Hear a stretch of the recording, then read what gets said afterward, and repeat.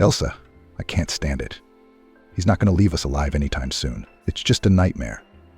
A middle-aged blonde woman sat at a large round table, drinking hot black coffee from a small cup. A little to her left sat her friend, a dark-haired, thin woman who liked to wear makeup, even for no good reason. Yes, Elsa, her friend said and exhaled. Listen, have you tried to talk to him sometime? Maybe pity him. You know, in war all methods are good. I've tried, Kira, I've tried. None of it works. He's gone wild. He's not ashamed to come home at 5 in the morning, drunk as hell, and he reeks of other people's perfume. And I can smell it's feminine. Elsa leaned back in her chair. Tears involuntarily flowed from her eyes, and she covered her face with her hand. But don't be so upset. Maybe something else will change. Her friend Kira tried to cheer her up, but she was not very good at it. Nothing will change, Kira. It's already changed. He wasn't like this before. He used to be a good, decent family man who took care of me. And Elsa burst into tears. Kira sat closer to her and put her hand on her shoulder. She felt sorry for her friend, who had been suffering from her husband's drinking and cheating for a month. Listen, Elsa, well, this is not the case either. If it's like this, you have to take matters into your own hands. Do you understand? You can't live like this all the time with tears in your eyes. You don't deserve to be treated like this. Exactly, Kira, wiping her eyes through the veil of tears. Elsa said, I want to wake up thinking about what a beautiful day I'm going to live through, not thinking that he would come home sober today. Elsa, do you need counseling? Definitely. Kira fussed and tried to get her phone out of her jeans pocket as quickly as possible. Listen to me carefully. Kira shook her friend by the shoulder to pay attention to her. Now I'm going to give you the number of my psychologist. She's a very good woman. Her name is Emily. You should go see her. She's the best therapist we have in town. I don't need your psychologist, said Elsa. I need a good, decent husband, and no psychologist will not give me that. Do you understand? I understand, Elsa. I understand everything, but something has to be done about it. Kira looked for Emily's number in her phone, sometimes looking at her crying friend. I'll text you the number. Make sure you call and make an appointment for counseling. You're already showing that your psyche is messed up. I don't need a psychologist, I'm telling you again, Elsa said, wiping her tears and gradually calming down. I can handle it myself. I'll just talk to him. All I need to do is just talk to him. Talking to him won't help you. Only Emily can help you. She's an experienced woman. Not only will she help you get your psyche back on track, she'll give you some advice on your husband. Elsa was slowly calming down. Obviously, the last incident with her husband did not give her peace. As soon as she was reminded of what he had done, she immediately felt extreme despair, sorrow, and resentment and began to sob uncontrollably.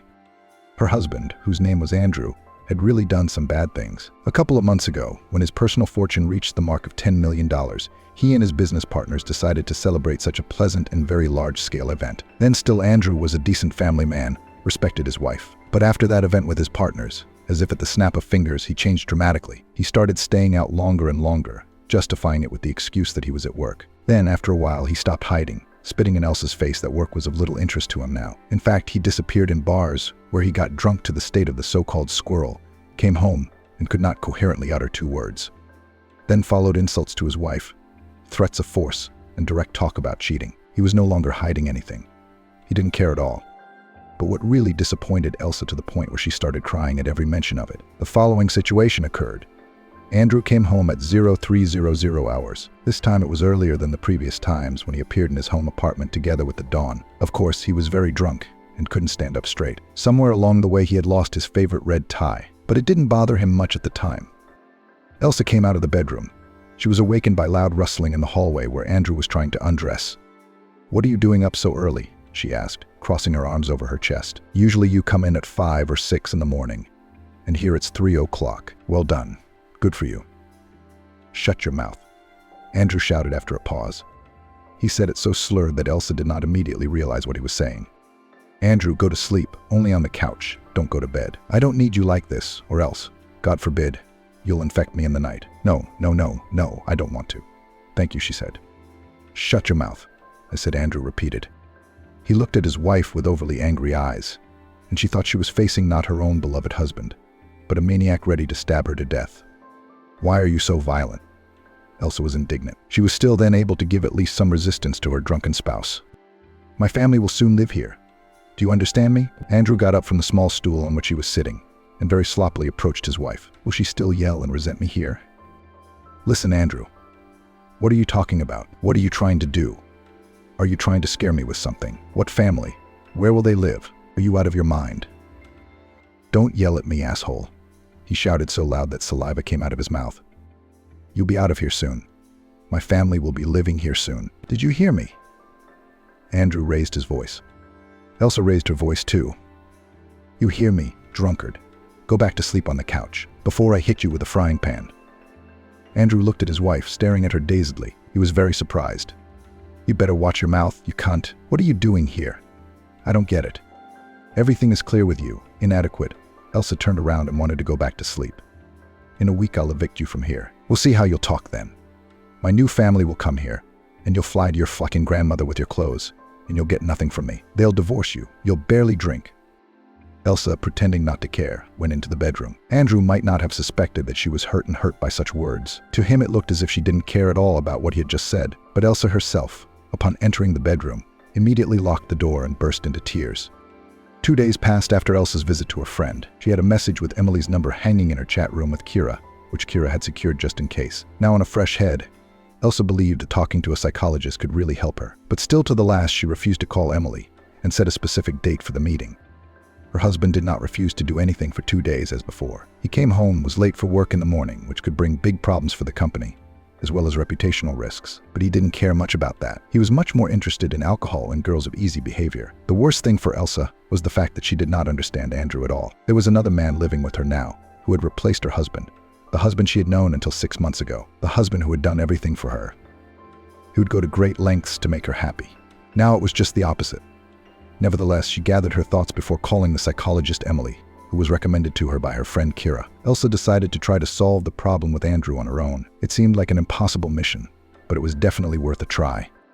The most difficult thing here was to catch her husband sober, when you could really talk to him adequately. In a drunken state, of course, no conversation would not work. Elsa did find such a moment. Andrew, once again waking up after yesterday, decided to take a day off today. Apparently, he was already tired of this way of life. Everything needs to be rested sometimes. On this day from the very morning, the man tried to stay out of sight of his wife. He said that he would go to read a book and that no one would bother him. He had his own office in the apartment and he closed himself in it.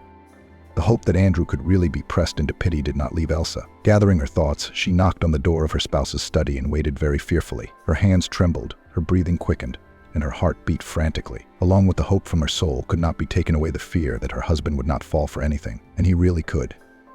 He could have just as easily not opened the door to the study and let his wife inside for a conversation, but he did it nonetheless. The door to the study opened, and a worried Andrew appeared in the doorway. What do you want? He glared, returning to the rocking chair, on which lay a thick book open somewhere in the middle. Andrew, may I? Elsa asked, before entering. Well, you can come in, Andrew said dryly and sat down in the chair. What do you want? Andrew, I wanted to talk to you. About what? The man asked at once. You don't tell me you won't talk to me about my lifestyle. Let's not do that. Elsa knocked on Andrew's office door. Andrew, may I come in? I wanted to talk to you. Andrew replied irritably. About what? Don't tell me you want to talk about my lifestyle. Let's not do that. How without it, Andrew? Elsa wondered. Don't you care about my worries? Andrew rolled his eyes. No, I don't mean that I don't care about your worries, but my lifestyle should be about me and no one else. Do you understand? But that's selfish, Andrew. Elsa objected. I'm worried about you and I really want our family to be as strong as before, that we live in peace and harmony. Blah, blah, blah, Andrew interrupted her. Listen, but that's nonsense. What family, Elsa? This phrase hit Elsa in the heart. She didn't expect it and didn't understand the meaning of the words. What? She asked again, and tears came to her eyes. In what way? What do you mean? Andrew grinned wryly. That's what I mean. What kind of family do you want? You think if I cared about this family, I'd let this happen, but I do because I don't care. Do you understand? I don't understand, Andrew, Elsa sobbed. I already do not understand anything. Why do you say that? Andrew slammed the book. Why? Because it's the truth. I have no intention of building a family with you anymore. And you know, I was thinking this morning maybe we should get a divorce. These words were fatal for Elsa, and she burst into tears. Andrew, but it's not you, she screamed, covering her face with her palms. It's not you talking. As if a demon had possessed you. What are you talking about? Why are you doing this to me? Why do you suddenly get tired of me? Tell me. Andrew replied indifferently. Because, Elsa, you're kind of boring, you know. My present fortune exceeds $1 million. Andrew continued calmly and confidently. And I subconsciously made a promise to myself back at the beginning of my entrepreneurial journey that if I ever had more than $1 million, I would allow myself whatever I wanted. But then I had you, Elsa, and everything I had was enough for me. And now I have tens of millions of dollars, and I don't want a normal family life anymore. I want to have fun. I want to go out and do whatever my soul desires. I'm only 35, and I just have to have time to go out before I get old. Andrew's speech sounded calm, but it was obvious that he deliberately aggravates the situation and deliberately spurs his wife. "Andrew," shouted Elsa, "tell me it's not true." She was in tears, not wanting to realize that everything her husband said was true. "It's true, Elsa," Andrew smirked, "but I found a new family. Such a gorgeous lady." He smacked his lips. "And you've become boring and familiar. I'm bored with you. In fact, I'm bored with you. So I ask you again, maybe divorce." Elsa could not stand such a terrible attitude and ran out of the office. And Andrew, watching this picture, slyly grinned. Elsa ran into the bedroom, locked herself in there, burst into tears, and finally fell asleep. She dreamed of the carefree life she had been deprived of 6 months ago. Her consciousness generated pleasant moments of their life together. She literally drowned in these dreams, unlike some other drowning person, not wanting to get out of the mire at all. She dreamed of going to the movies for romantic movies and banal daily cuddles. She valued Andrew very much, and now thought that she had overestimated him for nothing, as it often happens. Elsa asked herself the question again and again, why did Andrew change just now? Did the simple numbers in the document have such a strong effect on him? Did 1 0 added to the end change him so much? Although everyone knows that money does not change a person, but only shows his essence. But then for Elsa there was another, no less complicated question, why at this very moment his essence made itself known. In this sweet dream, her own inner voice, coming from some unknown place, was asking herself these questions. Even though it was obvious that it could not go on like this, and that family life could not be restored, there was still a faint flame of hope in Elsa's soul. Waking up, she wiped her eyes. The door to the bedroom was still locked, and Andrew was probably still home. She didn't want to leave the room, because it was her only refuge in a world of humiliation and abuse, where she could feel safe. But as soon as she stepped out of there, she would immediately feel the full ammunition of her husband's bad words again. Thinking about it, she sank into her memories. Andrew had not been like this before. He had, as mentioned, always been loving and affectionate, never allowing himself a single insulting word to his wife. He promised her that they would someday move to live in some warm country, buy a house on the ocean, and every day for them would be special, filled with these dreams. Elsa really believed in all these fairy tales, although at that moment they didn't seem like fairy tales at all. Andrew's business was booming, and his fortune was already enough to make this dream a reality. The path to wealth was quite straight and smooth. Whenever the moment presented itself, Andrew boasted that he had achieved everything by doing practically nothing. As soon as Andrew started a business in high-demand niches, money literally flowed to him as if he were a money magnet. By the time his fortune reached $10 million, he already had a large chain of gyms across the country, several elite restaurants in the center of the capital, as well as a large 5-star hotel. But he started with a small, crumbling gym in the basement, where only young people went, and even then, after the first session, most of them left. Then Andrew took a loan, made modern, expensive repairs, updated all the sports equipment, and the clients themselves reached out to him. And the most pleasant thing was that he was attracted to the money of these clients. Quickly accumulating a substantial amount of money, he decided to open a branch of the gym on the other side of the city. People began to go there too, and in just a couple of years in the city dominated his gym. The money was enough for a trouble-free life, but Andrew was not enough. Elsa, who had seen him at the very beginning of his journey, comparing it to what he had achieved, realized he would stop at nothing. She supported him with all her heart, and from this his fervor only grew stronger. In a couple of years, without any serious obstacles, he opened many new gyms across the country. Then other big entrepreneurs came to him, offering to establish a network of elite restaurants in the center of the capital with the specificity to sell there only healthy sports nutrition. People could work out in his gym and then just cross the road and eat. Andrew liked the idea, and together with his new partners, he set about realizing it. There was absolutely nothing standing in his way. Perhaps it was then that the essence that emerged after reaching the 10 million milestone was born in him. But for now, this essence in him was just emerging, and it was impossible to recognize it yet. Elsa had to act now, and she had to do it quickly and decisively, because she could not solve this problem on her own. Someone else's help was needed. Lying in bed, she thought about what could help her now. Even though it was becoming clearer and clearer to her that nothing would ever be the same again, it wasn't enough to just accept it and give up. What was there to do? She remembered that in her chat with her friend Kira, she had a pinned message with Emily's psychologist number. Am I really so weak that I'm going to go to a psychologist for help? Elsa thought and put the phone away. She was letting go now. All the tears had already flowed out, and almost all the resentment was gone. Now she could think soberly. But then again, What's wrong with that? She thought immediately. If I go to a psychologist, who's going to judge me, unless it's me? Do I really value my ego more than my family life? She thought for a long time, delaying the call, but she decided to dial the number. It rang and she put the phone to her ear. "Hello," said some woman with a nice voice on the other end of the line. "This is the secretary of Emily Watsky's personal psychologist. What can I do for you?" "Hello, young lady." Clutching her head, Elsa said. She didn't know what to say. "I would like to make an appointment for a consultation with Emily." "How can I do that?" "What's your name?" the receptionist asked. "My name is Elsa," she answered. "Elsa, what problem would you like to consult Emily about?" interrupted the girl. "On a personal problem. Personal life," answered Elsa understandably. "I see. Look, Elsa, the appointment is open only for Thursday. What time would be the most convenient for you to make an appointment for a consultation?" "I think somewhere in the afternoon," answered Elsa. "Okay, Elsa, heard you. Then I'll write you down for Thursday at 12, said the secretary. "Yes, that's right," confirmed Elsa, confused. "Have a good day. See you later." 3 short beeps were heard from the phone speaker, and the call was completely ended. And only now Elsa thought about the fact that she had not asked the receptionist about the cost of the consultation. Slapping herself on the forehead with the palm of her hand, she exhaled and picked up the phone to call back. "Hello, young lady. I'm sorry to bother you again. It's a matter of fact." "And the consultation is free?" Elsa asked. "Elsa," the secretary clarified. "Yes, hello again. I forgot to run through our price list with you. Look, the consultation is really free, but the cost of one session, if you register at one time, is from $100. If you have a series of sessions, it will be a little more favorable, but already discussed on the spot. In fact, that's all." Elsa was silent for a second and thought. "I understand. Thank you," she answered and dropped the call. The family didn't need money, so Elsa could easily afford a psychologist. She had already accumulated a considerable amount of money in her personal savings account in the bank, and she could even withdraw the money without her husband's knowledge and pay for everything she needed. When the session with the psychologist was scheduled for a specific date, Thursday, which was the day after tomorrow, Elsa was able to relax a little. It suddenly seemed to her that in an instant all her problems would be solved. Her psyche would come to normal, and also Emily would help resolve the situation with Andrew, at least. That was the feeling provoked by Kira's stories about the woman.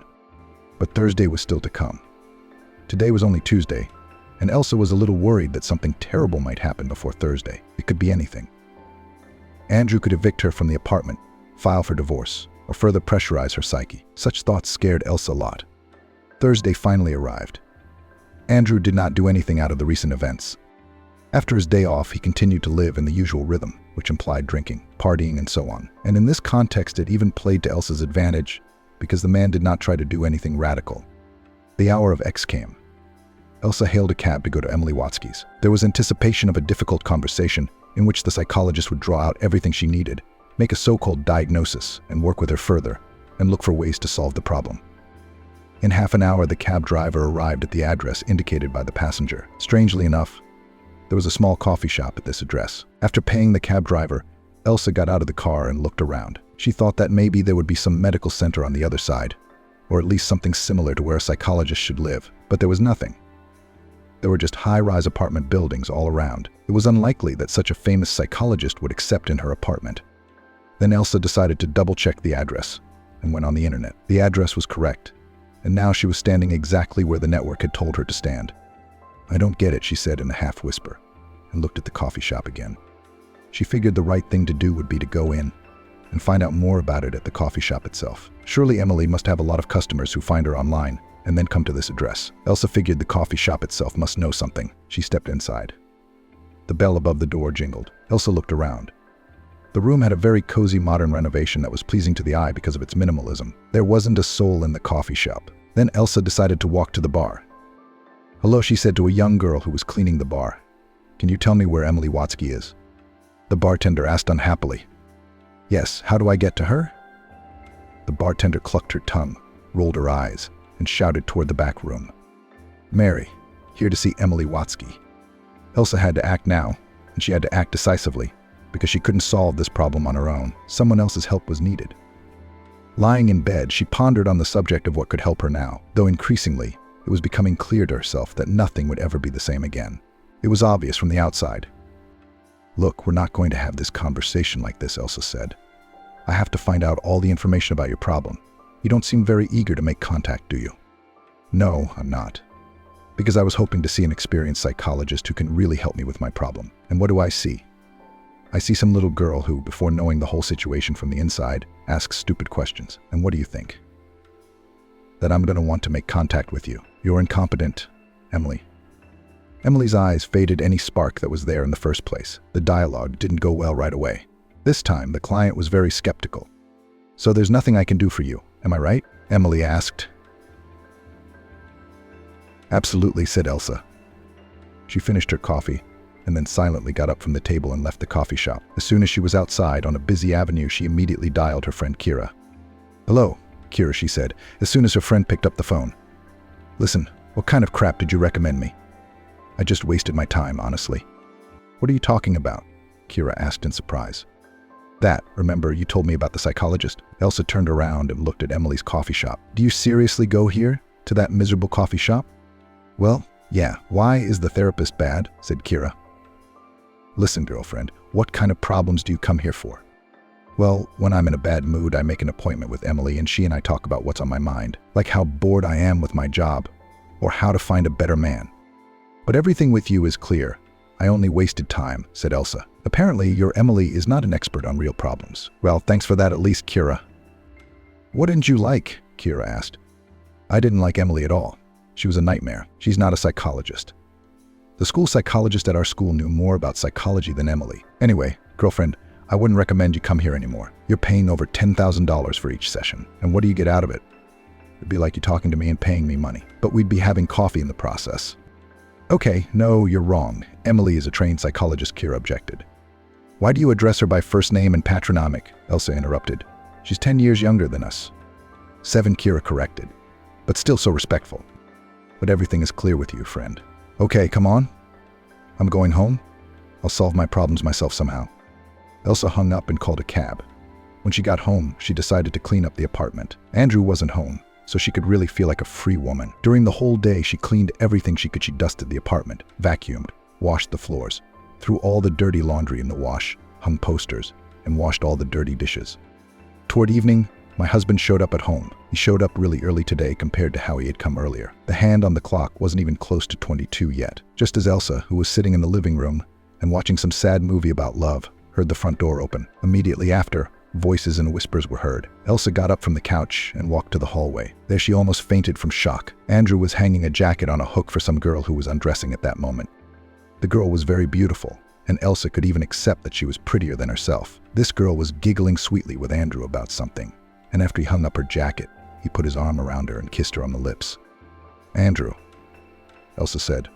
Once again, tears rolled down her cheeks. What is this? Distracted from the passionate kiss, the man looked at his wife. This is my new family. Do you remember me talking about it? He asked, smiled and kissed the girl again. She looked to be about 28 years old. How's that? Like a new family? Andrew, what are you talking about? Do I have to say it again? He shouted when they were done kissing again. This is my new family. Her name is Dariana, and she's sleeping over tonight. Dariana looked down at Elsa somehow, and then turned affectionately to her lover. Darling, is this just going to stand there and stare at us? Listen, Elsa, get out of the way. Are you sleeping on the couch tonight, by the way? Dariana and I have a lot of things to do tonight, and you're obviously going to be unnecessary. When Elsa blocked the lover's path by standing right in the doorway, she said, I will not have that person in my apartment. Instantly, Andrew jumped up to her and through gritted teeth said, I pulled you out of the mud, you ingrate. Let me through. And right after that, he pushed the woman aside. She collapsed, crying on the floor as the lovers made their way deeper into the apartment. Despair and bitterness simply overwhelmed the woman. She could not understand only one thing: why is her husband treating her like this? Why does he bring a young mistress into the apartment when his wife is alive? It was really offensive and very much demoralized Elsa. What could have happened next was frightening to think about. And indeed, what could have gone next? And further could be realized all the main fears of a woman: divorce, loss of housing, loss of everything she has. And if with the lack of love for her terrible husband, she had already decided and fully realized it, but to determine what to do after that, she could not. Of all the options for salvation, Elsa was satisfied with only moving to her mother in Houston. But even that had to be decided. Now it was clear that the main problem the girl had was indecision and fear of something abstract. Fear of literally anything: that someone would judge her, that her husband would once again call her unnecessary, that everyone would laugh at her and point fingers. Of course, all these fears were inside her, and she did not really show them on the outside, constantly maintaining the image of a fearless woman. But still, on the inside, all those fears were eating her up pretty fast. And most interestingly, she was afraid of being judged, even by her mother. That's why she could not, in such a seemingly hopeless situation, in which the only option remained this one, to decide on it. For some reason, she was afraid that even her own mother would kick her out, though there was no reason for such fears, of course. After crying a little while, Andrew and his mistress locked themselves in the bedroom. She still made the decision to pull herself together. She didn't want to retaliate in any way, now to interfere with her husband in any way. Not at all. She just wanted to get away from here somewhere. The surest option was still her friend Kira. She would definitely not judge Elsa for anything, and on the contrary, would gladly accept her friend in her home. Kira lived alone, so she wouldn't have to answer to anyone for Elsa. "Kira, hi. Are you free?" Crying, Elsa said while she was packing. "Hi. And yes, I'm free. What's up?" "Listen, can I come over for a sleepover? I can't take it anymore, Kira. I can't take it anymore." "God, what happened again?" asked her friend worriedly. "I'll tell you everything when I get there. But come, of course, friend. You still ask such questions. I'll be waiting for you." "Thank you, Kira. Thank you so much." Elsa hung up the phone and wiped her tears. She quickly packed her things, putting them into bags. She couldn't even put her things in her suitcase, as it was customary, because the suitcase was in the bedroom, and Andrew had closed the door there from the inside. Already an hour later, Elsa was sitting in the same kitchen at Kira's place and crying. "Elsa, what are you doing?" asked her friend. "Yes, he is not worth it in the slightest. You just overestimated him too much. There is nothing scary here. Let him have a fling with whoever he wants. It shouldn't concern you at all." "But it does concern me." Elsa couldn't stop and literally shouted at the whole apartment. "I can't just let him go. Understand, friend, I realize that you love him, but he doesn't love you. Why do you have to crawl on your knees and beg for his love? He doesn't deserve it. He only deserves to be treated the same way." "But I can't, Kira. I just can't. I love him, and I understand that too. But you hear me. This can't go on forever. He's a cheater, a scumbag, and a bastard. Why do you have to humiliate yourself in front of him? Why do you let him treat you like this? What do you think you're worth?" "Kira, please stop talking about this. I don't want to." "No, Elsa, please answer me. I'll get what I want. I have to change your mind.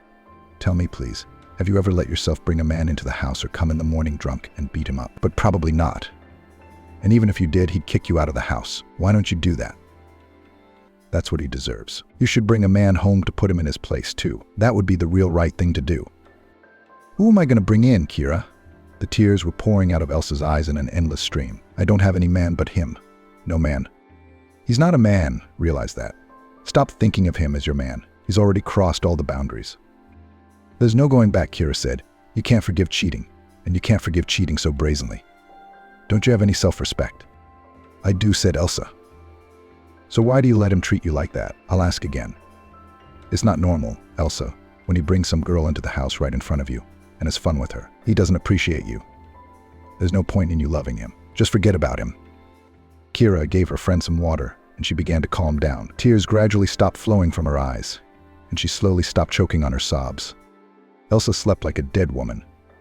This time she had no dreams at all. Even in her sleep, she did not want to remember her husband, the scoundrel. Usually she had a hard time falling asleep in a new place, tossed and turned for a long time and could not fall asleep. But not this time.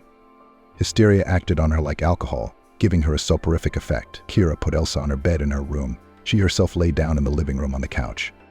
Elsa woke up late. The time was already approaching dinner time. When she opened her eyes, she did not immediately realize that she was not at home. Very quickly flashed those carefree moments when she still did not remember anything after waking up. But as soon as she saw the strange, unfamiliar room, immediately all the memories began to clear up. However, not a single emotion appeared on her face. She had cried all the tears she had yesterday. She realized that she hadn't even changed her clothes before going to bed. Indeed, the hysteria had taken its toll on her like alcohol, and half of last night she simply didn't remember. This was surprising to her, for the last few weeks had been rich in such events related to Andrew, and consequently accompanied by tantrums. But none of those had been forgotten. Apparently, the latest incident had affected the woman several times more strongly. She got out of bed and went out of the bedroom into the kitchen. Kira was already hard at work, cooking something that smelled delicious. She immediately worked up an appetite, and Elsa was literally drooling from the aroma. "Good morning," she said, rubbing her eyes. "I'm awake," said Kira with a smile. "Good afternoon. How long have you been asleep?" "It's 12:45.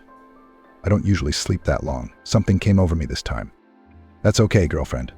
I'm already making breakfast, lunch for whomever, laughed Kira. Here are fried potatoes with eggs and salad. What do you need to eat? You cried so much water yesterday. I thought you'd lose 2 pounds at once. Elsa smiled. Listen, friend, continued Kira. I ran out and bought you a toothbrush, all for your convenience.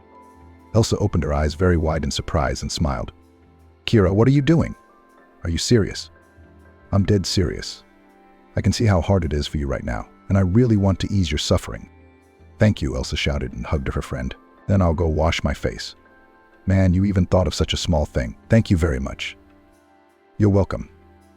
Elsa took the toothbrush that was on the wash basin, brushed her teeth, washed her face. At breakfast, Kira reminded her of yesterday's conversation. Listen, Elsa, I've been thinking. Maybe you should really divorce him. Kira, I don't know what's the best thing to do right now. He's told me many times that he's bringing a new family here soon, that he's bored with me, that I'm boring. So he did. And I wouldn't be surprised if he's the first one to file for divorce. Look, you'd better get ahead of him, Kira said. Look, you have all your assets from your marriage, right? Yes, we do. You file for divorce and get half the apartment, half the business, and half of everything he owns. Kira, I'm not a criminal.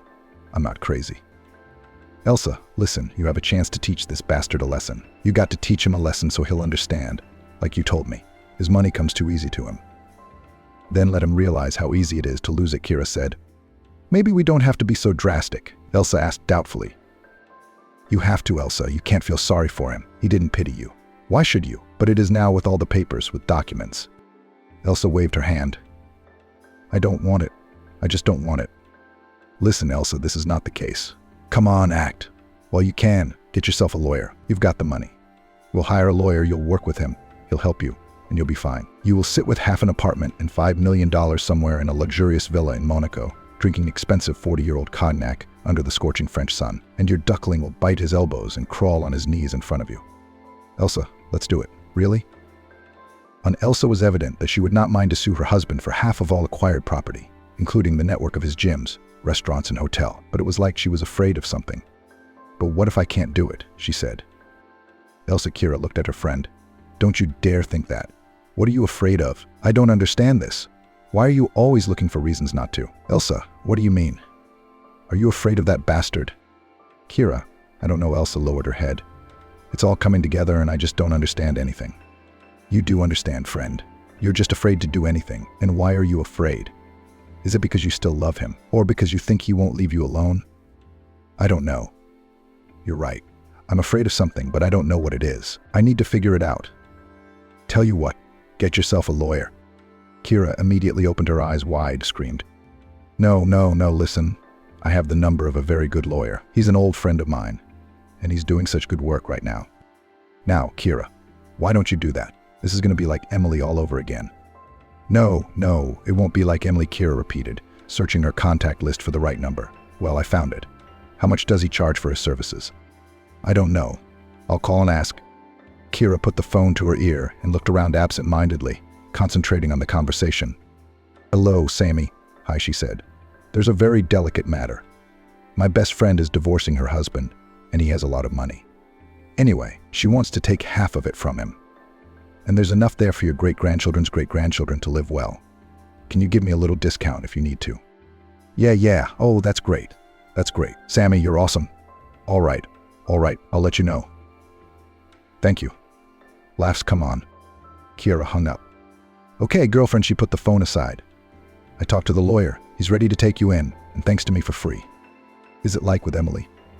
Elsa asked with a grin. Consultation for free, and then a session from 10,000. And what quality of this session? It is unclear. Forget it, friend. Now we are going to breakfast and go to the lawyer. We'll save you and help you out. Are you going to take any interest on the judgment? I'm smiling. You're insulting me. Kira joked and started eating faster. We're going to have a hard day today. We'll be with you to collect all the necessary documents for divorce proceedings. And I don't care what you think about it. Do you understand? I understand, Elsa answered obediently. For all the additional documents, we'll need to go home. It's okay. We'll go if he's there. Never mind. At the moment, it's as much your apartment as his. Let's get some breakfast and get going. Elsa and Kira ate quickly and went to get dressed. Elsa, of course, changed clothes, because going to a business meeting in the clothes she slept in was not very cultural and beautiful. Thankfully, she had packed a change of clothes with her, and there was no problem with that. Her passport, which she had also taken from the apartment, was now with her, and she was fully prepared to go to the lawyer's office. "Ready?" Kira asked as they left the apartment. "Yes, ready," Elsa replied. There was still a sense of doubt in her voice. It seemed as if she was uncomfortable with the whole event and would just run away. But she held herself in check. Her subconscious was now fighting her rational mind. The irrational mind was clearly winning. Even though in her heart she didn't want to go anywhere or do anything for some unknown reason, she just had to do it. She forced herself, convinced herself that it was the right decision, and the scoundrel really should be punished. They got to the lawyer's office pretty quickly, since his office wasn't that far from Kira's apartment. They went inside. "Hi, Sammy," Kira said when she saw her friend. "Here's the girl who needs help." "Hello," said Elsa, looking out from behind her friend's back. "Hello," answered the lawyer. "How should I address you?" "My name is Elsa. You can just call me Elsa." The woman could not really see the lawyer's face, but her voice seemed painfully familiar. "Elsa," suddenly said the lawyer and looked at the woman. Elsa, stepping out from behind her friend's back, saw the man who stood in front of her. It was a medium-sized man in a dark turtleneck and classic jeans. His image was well complemented by round glasses, and his hair was so neatly and firmly styled that no wind seemed to be able to flutter it. But most importantly, Elsa recognized this man. "Andrew," she exclaimed. "Andrew, is that you?" He came closer to her. "How many years we haven't seen you?" Since the second year of the Institute of Journalism, where Elsa studied. There was one of the guys from Group A. Nobody knew much about him except Elsa herself.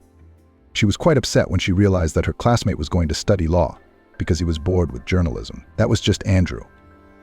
Andrew Smith was the young man's name. He had confessed his love to Elsa during his freshman year. They had somehow become good friends from the very beginning because of a common theme. In the end, it was as if they were drawn to each other. But then Andrew realized that journalism is not his business, so he simply transferred to another faculty. Elsa was upset then, but nevertheless continued to see Andrew every day at the institute. Everything was fine for a while. And then Elsa realized that she loved someone else, which offended Andrew, and they didn't speak to each other for a long time after that. "Listen, Kira," Elsa exclaimed with joy. "What about you? How do you know each other?" "Well, it happened somehow. We know each other," answered her friend. "And how do you know each other?" "Yes, we studied together," Andrew explained. "Only I went to law school, and Elsa continued to study journalism. Oh man, it's been years since we've seen each other. We should sit down. So I'll organize tea for all of us." It's a must. He went to the windowsill, where there was an electric kettle, and pressed a button on it. Such a meeting should definitely be celebrated. There is no other way. "I agree," said Elsa, looking at Kira. "Actually, we came here for something else," her friend whispered quietly. As long as he didn't hear, no tea, no celebrating. Kira, really. "But we haven't seen each other for so long. He used to love me. Do you know what that's like for him?" "It's not a big deal. We'll sit and celebrate." Elsa calmed her down. When the kettle boiled, Andrew poured everyone a cup, took out of the cupboard cookies and candy. After a little tea drinking and talking about life, they finally got down to business. "Listen, Andrew, we have a problem," Kira began. "Well, Elsa will tell you everything in detail now." "Yes, look, Andrew, here's the story," Elsa began. "I lived with my husband until yesterday. We're still married, but I want to divorce him, and, accordingly, to claim from him half of all the property acquired in the marriage. There are assets totaling over $5 million. That's a lot. And here I want to do it as neatly as possible, but tangibly for this scoundrel, so that he felt all my offense." "Okay, I hear you, Elsa. That's it? There are no more details or other requests?" Andrew asked. "No, that's probably all. But there is absolutely nothing complicated here. $5 million worth of property is jointly owned. While you were married?" "Yes," Elsa confirmed. "Well, that's it. There shouldn't be any problems." In a couple of days, they started the case and put all their efforts. Elsa had to go home several times for additional documents, but Robert was not in the apartment at those moments. He, as usual, disappeared somewhere on partying. And for all this time of absence of the spouse in the apartment accumulated enough dust. Andrew was a well-educated lawyer who could really help Elsa. Every time she looked at him, she thought back to her freshman year. Immediately, moments of eating ice cream together or learning journalism came to mind. It was a really good time, one that perhaps Elsa unconsciously missed. She suddenly remembered catching Andrew's worried look then, who then took his eyes somewhere to the side. It seemed to her that now, after all these years, he was still looking at her the same way. Did it mean that he still loved her, or that he still couldn't forget that time? Every day banished the pleasant moments in his memory. It was a good question to get into, because he made it clear with his whole appearance that that was the case. But it was more interesting just to find out if Andrew still harbored a grudge against Elsa. After all, the fact is that she then traded him for another guy, with whom they ended up with nothing. The guy then was very jealous of her and quite hard to survive this breakup. But now, when they were working on the paperwork together, it was as if it hadn't happened.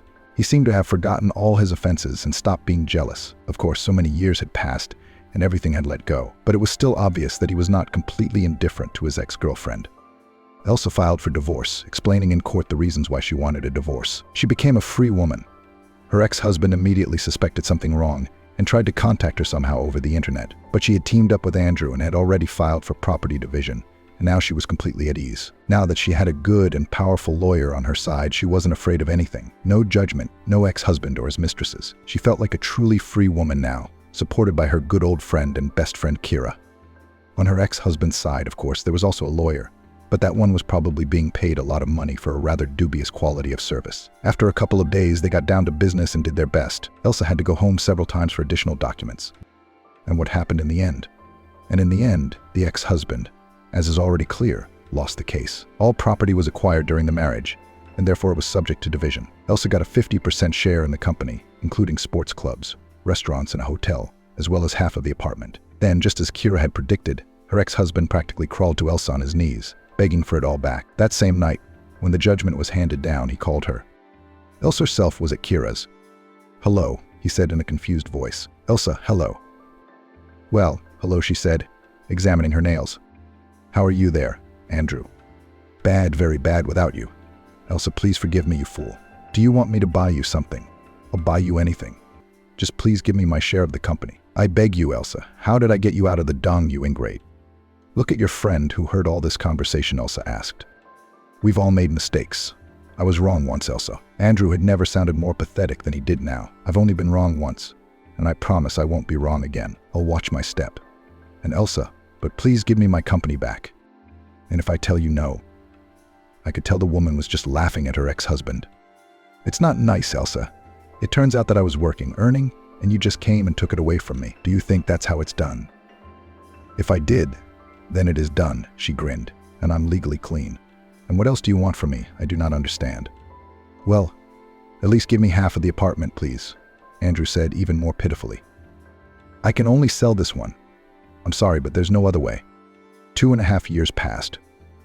There was a small child in a diaper crawling around the living room of a large 2-story apartment. The little boy was just over a year old, but he was already pretty confident on all fours. There were toys scattered all over the floor, and around the perimeter of the living room there were rails on which he was confidently rolling a small steam train. The living room here was combined with the kitchen, so the parents of the baby could safely look after him while they ate dinner, and so it was. Now Elsa and Kira, who were sitting in the kitchen drinking tea, were watching the baby. The boy was named Vince, because his father thought Vince sounded wonderful. Elsa agreed with him. As you might guess, after the story with Andrew, the former son, now Smith, fell in love with Sammy again. They talked for a while, then began to communicate systematically and on purpose, and then announced to their friends that they were dating. For Kira, in particular, it was not a surprise. Because she had long known about their relationship, she saw everything. Soon the couple also had a child. Finally, Elsa became a mother. One day, she and Sami had this conversation. The new father was wondering why they didn't have a baby with Andrew. Elsa replied that in that relationship and in that marriage, it wasn't about children at all. And if there had been children, she thought the same thing would have happened to Andrew, only much sooner, because a child would bore him even faster than a submissive and loving wife. And in that case, it wouldn't have depended on the amount of money. As for Andrew himself, he was just gone, but disappeared not in the literal sense, but disappeared from any of Elsa's entourage. She simply did not know what was happening to him now. She, since she was now one of the key executives of the company, meeting with her partners, Andrew was not observed there. After asking them about him, she learned that he had not attended any shareholder meetings at all for almost a year now. This both surprised her and didn't. Perhaps something bad had happened to Elsa's ex-husband now. Maybe on the background of regular drinking aggravated some diseases? Or maybe he had really started a new family with that Dariana and was now living somewhere on the ocean. Smith didn't know anything about it, and she didn't want to know. She didn't care where her ex-husband, whom she was no longer afraid of and wanted to forget as soon as possible, was disappearing. Now she only cared about her current husband and their truly strong and loving family, in which there was no betrayal, no cheating, no mistrust. Gradually, Elsa mastered all the nuances and possibilities of her new business, in which she still did not understand much, but still she had the desire to understand. On Sammy's advice, she did nothing with her share in the business, but just sat and almost silently received passive income. One day, Sammy came home later than usual. He was delayed at work, and it would be ruinous for him not to obey his boss's orders. When he entered the apartment, he realized that everyone was asleep. No lights were on in any of the rooms, and there were no sounds at all. The house was perfectly dark in sepulchral silence. He undressed and went to the second floor of the apartment, where the bedroom was located. Vince was already sleeping apart from his parents in his own high-backed crib. That meant that nothing could stop Sammy from getting into bed and hugging his wife. She, feeling herself being cuddled, immediately woke up. Any mom, when her child is only a little over a year old, has very sensitive sleep. "You're back," she said in a half-asleep voice. "Yeah, I'm back," Sammy answered. "How's Vince?" "He's fine. We watched a little cartoon today, read a story, played with toys a little. Just the usual, nothing new." The wife was talking in a very sleepy voice, like she hadn't even woken up with the baby lately. She was very tired. The whole upbringing of him was completely on her. Sammy's parents lived in another country and were already quite old, so they couldn't come. Elsa's moms, living in Auckland, on the contrary, only recently flew back, so the woman couldn't count on anyone but herself. "I see. Hey Elsa, why don't we have a second one? Do you mind?" Elsa smiled, hugged her man, and quietly whispered, "I don't mind, I'm only in favor." James walked slowly up the white, worn steps. The bank of the rocky river running through the city was high. He had to climb several flights of stairs to reach the embankment. James was shivering in his old down jacket. It was a real gray November. A piercing wind and icy grains were falling from the sky. Here by the river, the temperature was much lower than in the city. It felt like winter was approaching. James pulled his knitted hat over his ears. There was no way he was going to get sick. If he went to bed, he wouldn't be able to pay for a bed at the hostel. There'd be nothing to buy groceries with, let alone medicine, because the life of a homeless man is like a flood. What can you do? James has seen worse times. He slept on a heating duct and lived in a dumpster, surviving as best he could, but he managed to make it through, more or less get on with his life. Until the fulfillment of the main dream to buy his own home, of course, still far away, but already much better than it was. James grew up in a small village with a speaking name Oaks. Surrounding this place were groves of oaks, especially picturesque in the fall. Little James, as a preschooler, tried to draw them, these beautiful trees. And then, as he grew older, he tried to put what he saw on paper. But it just didn't work. I guess I didn't have enough talent. Childhood is the happiest and coziest time of James' life. The grown man often remembered his early years with nostalgia. And it's not even that. At that time he had a roof over his head, his own bed with clean linen, a guaranteed bowl of soup every day. It's that he was loved then. He wasn't alone. His grandmother, sweet, kind Grandma Patricia, wise, forgiving, warm. It had seemed to James for a long time that she was omnipotent. It was Grandma who always found the right words to dispel her grandson's sadness and anxiety. She was the one who understood what to do in any given situation. She was respected by her neighbors. She seemed to know everything in the world. Also, Grandma was never tired. At least, James couldn't remember her sleeping. When he went to bed, Grandma was still tending to the chores, and when James woke up, she was up and about. Smart, smiling. Grandma was a sturdy woman. Tall, statuesque, energetic. She could not sit idle, always found something to do, worked, maintained the household, and raised her grandson. Yes, a grandmother. This woman did not look like a gray-haired old woman in a sharp scarf. No, James's grandmother was still young, just as he remembered her. Energetic, active, businesslike.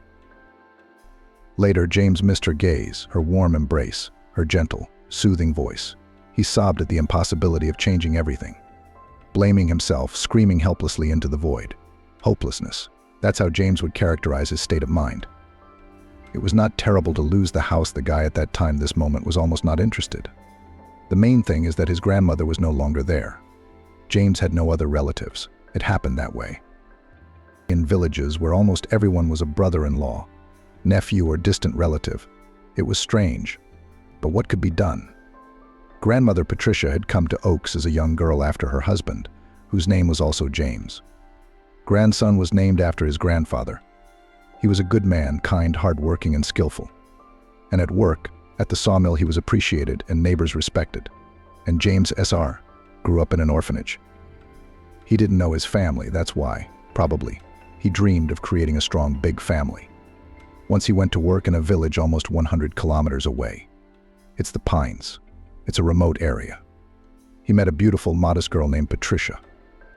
And so it was that they ended up getting married. James and Patricia moved to the Oaks. They became a family at James' house. James worked at his sawmill, Patricia got a job on the farm as a milkmaid. Everything was fine. Everything was fine. All right. They lived soul to soul. Both spouses dreamed of a large family and at least 5 children. But it didn't happen. The couple had a daughter, Hannah. The young parents were not going to stop at this achievement. But the years went by, and Hannah remained the only child in the family. The girl grew up beautiful, not like her mother or father. They were simple country folk, but this was white bone. Fine features, fragile figure, huge violet eyes and golden curls. A princess, indeed. The locals joked about whether Patricia had fattened up such a beauty somewhere in the city. But James had no doubts about his wife's fidelity. The man didn't know his own family and rightly assumed that his daughter had taken after one of his relatives. This was most likely the case. The girl's character matched her appearance. She was smart, capricious, self-loving. And when Hannah grew a little older and realized that she had an attractive appearance, she became proud. Hannah had simple and hardworking parents. Their family lived no worse or better than anyone else. But Hannah was sure that she deserved more. She dreamed of living in a big city and blamed her parents for not bothering to move there in their time. She demanded toys from her mother and father, then outfits and jewelry. She refused to do housework, arguing that she was not going to stay in the countryside for long, and that she needed to study, not sweep floors. Except Hannah wasn't studying. Or rather, she did study, but not at all what they teach in school. She bought magazines and tried to make herself look like one of those models that flashed on the pages of glossy editions. She did makeup, washed and painted a new face again, achieving the perfect result. I learned how to combine closet items correctly, to make different hairstyles out of my golden hair. And it all started when Hannah was about 12. Maybe even a little earlier. I'll go to the city, become a photo model, she said. Maybe even go abroad. But I'm not going to live in a shithole like you, Hannah said. Patricia and James looked at each other in confusion. They both blamed themselves for their daughter's behavior. But what had they done wrong? Patricia herself had grown up in absolute poverty, and even starved. That's why probably she tried to please her only daughter, and even a beautiful one at that. James, that in general did not know parental love and was brought up in an orphanage. What can I say? The man, spoiled, of course, long awaited his child. And yet both spouses tried to instill in Hannah basic moral principles. By their example, they showed that it is necessary to work. It is necessary to work. It is necessary to treat others with respect. Patricia taught her daughter to bake pies, to clean the house. Except that the girl from childhood rejected parental attitudes and with all her appearance showed that she dreams of a completely different life. And when she became a teenager, then James and Patricia, that only about themselves, did not listen. And they're losers and they don't think things through. You have no right to tell me what to do. Shouted at her mother and father when they tried to talk some sense into their princess and force her to learn to help them with their chores. You don't. You've done nothing for yourselves. One works at a sawmill for a penny. The other is a dung shoveler in a barn. And there you go. I'm not like you. I want to live differently, and I will. I'll marry a rich man.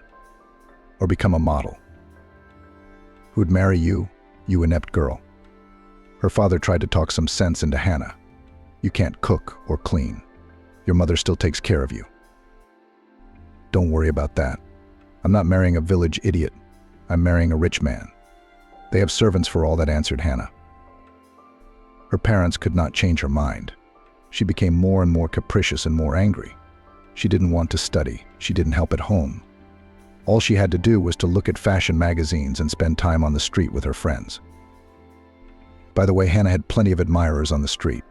But how could such a beautiful girl?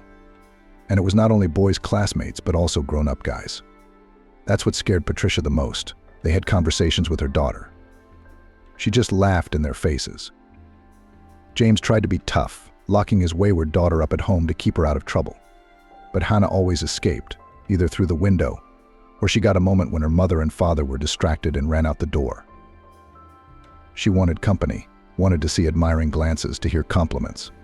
All this fueled her faith in herself, her confidence in her own irresistibility, even more convinced that she was worthy of some mythical, better life.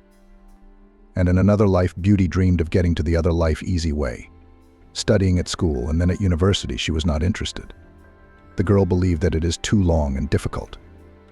This is for those who were unlucky enough to be born a beauty with huge violet eyes and golden curls," she said. All this was told to the grown-up James by his neighbor Claire. She called his mother Hannah tales. His grandmother, on the other hand, never spoke ill of his mother, only sighed at her fate. Well, she also blamed herself for missing her daughter somewhere. Not looking out, James recalled. Claire, on the other hand, cut the truth straight and didn't try to soften the edges. "Your mother's a beauty, I can't say. But she's lazy. And she wasn't very bright either. She wanted to fly high. She didn't have the brains to do the math. And so it turned out the way it did.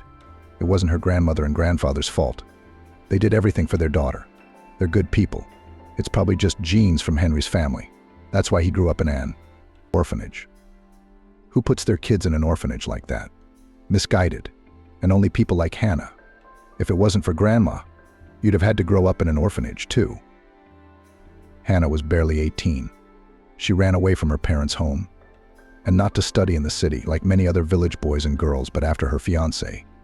A guy from the city, a student, and a local boy came to visit them once in Seneki. His friend had come to see his parents, so he brought his fellow student with him. The groom's name was Ethan. He was also a student at the university and already drove his own car. His father had given it to him for his coming of age.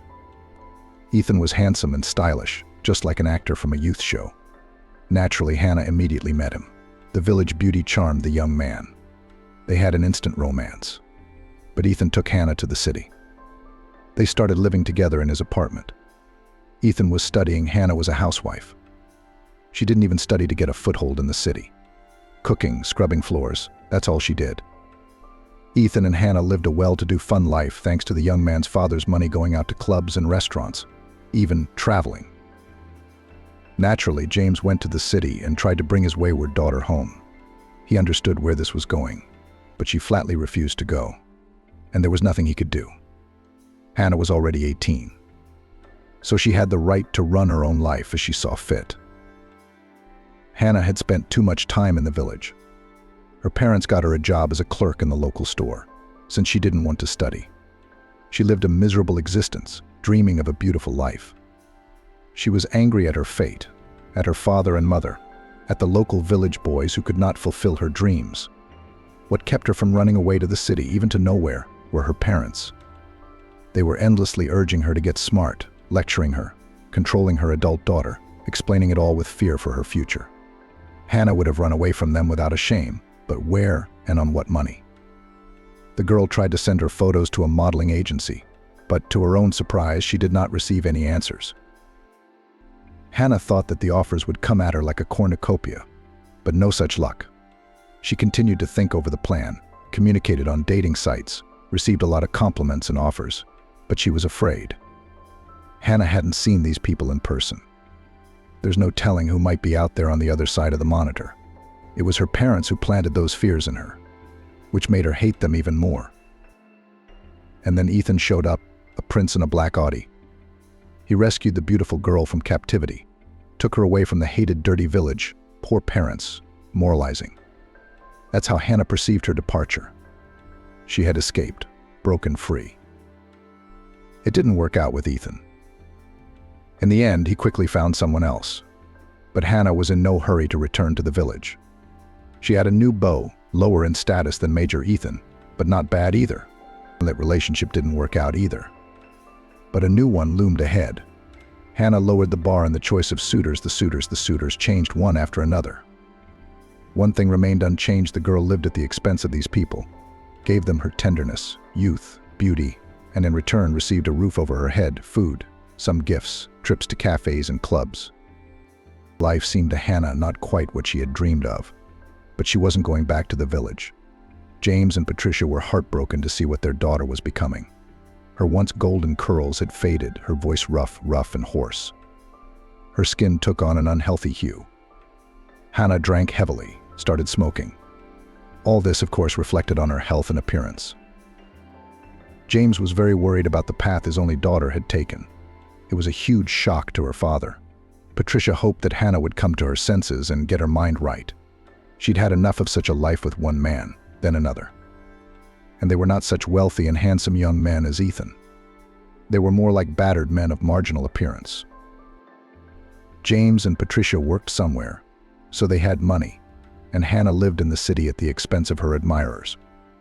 She'd been transformed from a golden-haired princess into a gray woman with a dysfunctional appearance. It was hard to imagine that she had once looked so different. She had dreamed of a rich, beautiful life, spent hours perfecting her makeup. Hannah was going downhill fast and didn't seem to notice it at all. She felt happy and didn't want to go back to her parents. James's heart ached for his daughter, literally. The man had suffered 2 heart attacks in a row. Patricia was also worried, of course, but in her heart she hoped that everything would be all right.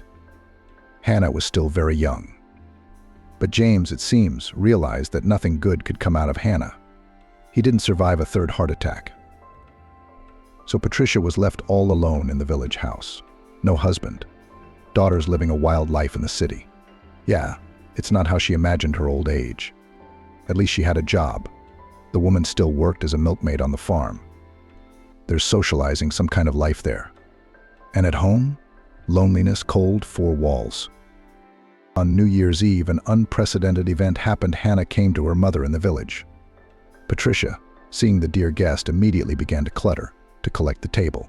Her daughter did not look well, pale, swollen face. When Hannah took off her jacket, Patricia gasped. Her belly was rounded under her sweater. Hannah was pregnant, and it looked like she'd been pregnant for a long time. It turned out that the father of the child is another suitor, Hannah Trucker. He rented an apartment in the city, earned good money, enough to live on, and to get drunk when he was not on a trip. Pregnancy, of course, no one planned. It just happened. Learning about what happened, the admirer was frightened. He admitted that he already has a family in another city, a wife and 2 children. He doesn't need heirs on the side. Gave him money to solve the problem. But Hannah was turned away at the hospital. All the terms were out, but there were no indications to terminate the pregnancy, as the child was developing well. It was surprising, considering that Hannah, being pregnant, did not deny herself alcohol.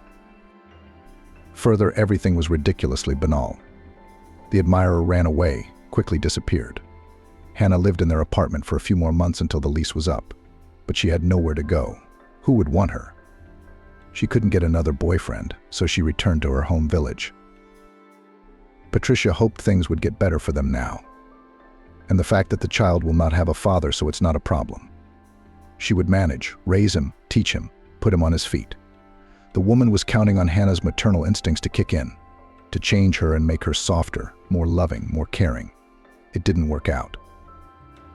Hannah barely survived to give birth in the hated village.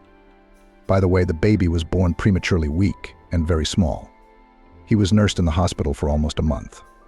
Hannah immediately gave up her son. She didn't need him. And here and premature, obviously sick. So she gave up the baby at the hospital and went back to the city. Now she could again live in her own pleasure, go to cafes and restaurants in search of new love, have fun without a belly. Everything is better. Everything is easier. After learning about her daughter's deed, Patricia rushed to the maternity hospital, explained the situation to people. She was understood. The refusal documents were canceled. Patricia's neighbor's niece worked there as head doctor. That's how it was resolved through her. But we had to find Hannah. The baby's mother had to be present and sign the paperwork. Hannah at first insisted that she did not need her son, and it would be better for him to go to an orphanage. But Patricia convinced her daughter the boy should stay in the family. She found arguments. I will take care of him. Do not be afraid. Live as you have lived. But you'll get an allowance for him, and a lot of money. You're a single mom. Patricia took this step for her grandson. Convinced her daughter to agree to it because of child support. Otherwise, Hannah would never have kept the baby. And Patricia would not have been given custody, and the conditions are not ideal, and the age is already solid. So little James stayed with his grandmother in the village. His mother, the beautiful Hannah, James knew only from the stories of his grandmother, neighbors, and their photos. The woman was not interested in the fate of the child, only occasionally came to his mother to rest between the next complex novels. A vague image remained in James's memory, a woman who smelled pungent, hoarse, unpleasant. She was yelling at his grandmother, demanding something, and little James was scared. But of course he couldn't remember his parent well, because Hannah had died when he was barely 4. Another roommate in a drunken brawl did not calculate forces. That's how Hannah's life ended quite naturally. His grandmother told James many times that she had survived that period, after Hannah's death, only because of the little grandson she had to take care of. They didn't have much money, times were hard, and a milkmaid's wages were not luxurious. But James considered his childhood happy, energetic, strong, caring grandmother, friends, soft bed, the aroma of pies and fried potatoes. Yes, James did not have an expensive computer, game consoles, branded sneakers, what is considered the ultimate joy for teenagers. But he never went hungry or wore rags. James tried to help his grandmother with everything. Growing up, he realized that life at home and loved one was not easy. Restless boy tried to please her as much as he could. True, to study well did not work. Grandmother engaged with him, tried to explain complex topics, but did not add up something in his head. And that's it, said the neighbor of the grandmother, Claire. That's because Hannah drank while she was carrying him. They were sitting in the kitchen drinking tea and thought James couldn't hear a thing. Yeah, but who cares? Grandma waved her hand. The main thing is that he's healthy, strong and kind.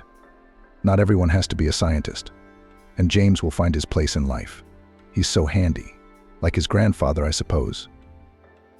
James was really good at fixing things, making things, that's him. And no one taught him how to do it on purpose. He watched other people do it and picked it up on the fly. Not like math. By the time James finished school, the financial situation of their small family had completely deteriorated. The farm paid a pittance. His grandmother's pension was also very small, especially compared to the ever-increasing prices. James worked part-time, mending neighbors' fences and cutting people's grass, digging potatoes, even helping to build houses. But the earnings were irregular and small.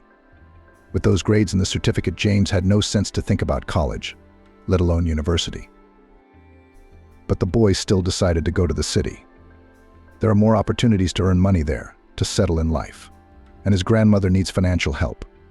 She's been dragging him down so much already. Go, Patricia said yes. You're a serious guy with a backbone. I'm not as worried about you as I was about Hannah. You won't be lost. You won't go off the straight and narrow. Just be careful. You're still young, and there's so much danger out there. Don't worry, Grandma. James put his arm around his grandmother's shoulders. Everything will be fine. I'll go to the construction site as a laborer. I can knead cement, lay bricks, and plaster and paint. I'm a jack of all trades, in general. I'll definitely find a use for me there. I'll earn for an apartment, and I'll take you right away. Grandmother smiled, but her eyes were still sad, even though she'd said James wouldn't be lost. She must have had a premonition of trouble. The city stunned James at first. Crowds of rushing people, streams of cars. No, the boy, of course, had been to the city before. But it was one thing to come with his grandmother to do some shopping or file some paperwork, and quite another to be here for a long time alone, to become a resident of this noisy metropolis. Where to start? Where to go? James found several advertisements in advance back in the village. At the construction site often needed workers. So he decided to try young, strong. This guy was gladly hired to build another supermarket. The object was almost ready. Finishing works were left. The crew was running out of time. They needed helpers. James fit the bill. He was even provided with accommodation, a caravan hut. True, he had to share it with the workers, but it was nothing, but it was free. Having received the first money, James immediately rented an apartment. He wanted to start looking for a new job, but the job found him. One of the workers, who lived with James in the apartment, called him to the new object. They'll pay well, the bearded man assured him. As soon as we get the results, we'll get the money. James didn't object to this settlement scheme. He had money saved from his previous earnings, so he didn't worry about what he would have to live on all this time. The work was going on, the arguments. James was anticipating that pretty soon he would have some good money. Then he could send some of it to his grandmother. He knew she had debts, borrowing from neighbors to send her grandson to the city. She was afraid to let the guy go without any money at all. Soon he'll pay her back with a raise. She'll be so happy. It didn't work out. This time the owners simply screwed the laborers. Maybe it was the bearded man who took James' money and ran off with it. Maybe he was the cheater, realized James was a naive rookie. It was useless to appeal to the police or the labor inspectorate. No one signed official contracts with the workers. No one would take his word for it. James was in a desperate situation. The money he had set aside had run out. He had no money to pay the rent, and there was almost no money left for bread. James spent days running around the city looking for work. As luck would have it, unskilled laborers were not needed anywhere. And then one day, after another unsuccessful attempt to get a job at a construction site, James wandered towards the bus stop. He was filled with a variety of unpleasant feelings: fear, despair, resentment. And then someone called out to him. "Hey kid, are you looking for a job?" James turned around. Behind him stood two guys about 25 years old, tall, tanned to black. They were construction laborers. They work on the street, hence the calluses, the tanned faces, and the broad palms, glowing with mud. "I'm looking," James nodded. "And just because we need help. It's not a big deal. Just one thing to unload into a car. But the pay is good." A doubt crept into James's soul. What if he was being deceived again? He didn't want to step on the same toes again. He wanted to try to get an official job. But there was no way out. He had to stay in the city to find a job. You got to pay rent, you got to have money for food. So he decided to take a risk. "I'm with you," he said. "All right," replied the man. "So we'll meet here tonight at 11 o'clock. 11 o'clock tonight, James clarified, and it seemed strange. Why so late? "The owners are leaving late. We'll go in after them, start taking everything out. They don't want to be involved in all this fuss, so they're paying well." James shrugged. The rich have their quirks. "I'll be there," he promised his new acquaintances. James was there at the right time. The guys he'd arranged with were late, or maybe they wouldn't show up at all. James wouldn't be too upset. Sure, he needed the money, but these men looked too suspicious. There was insincerity in them, falseness. James kept thinking they'd cheat him, not pay him, like the bearded man. But the guys showed up a few minutes late, but they came. Or rather, they arrived when an old, broken-down, open-body truck pulled into the parking lot.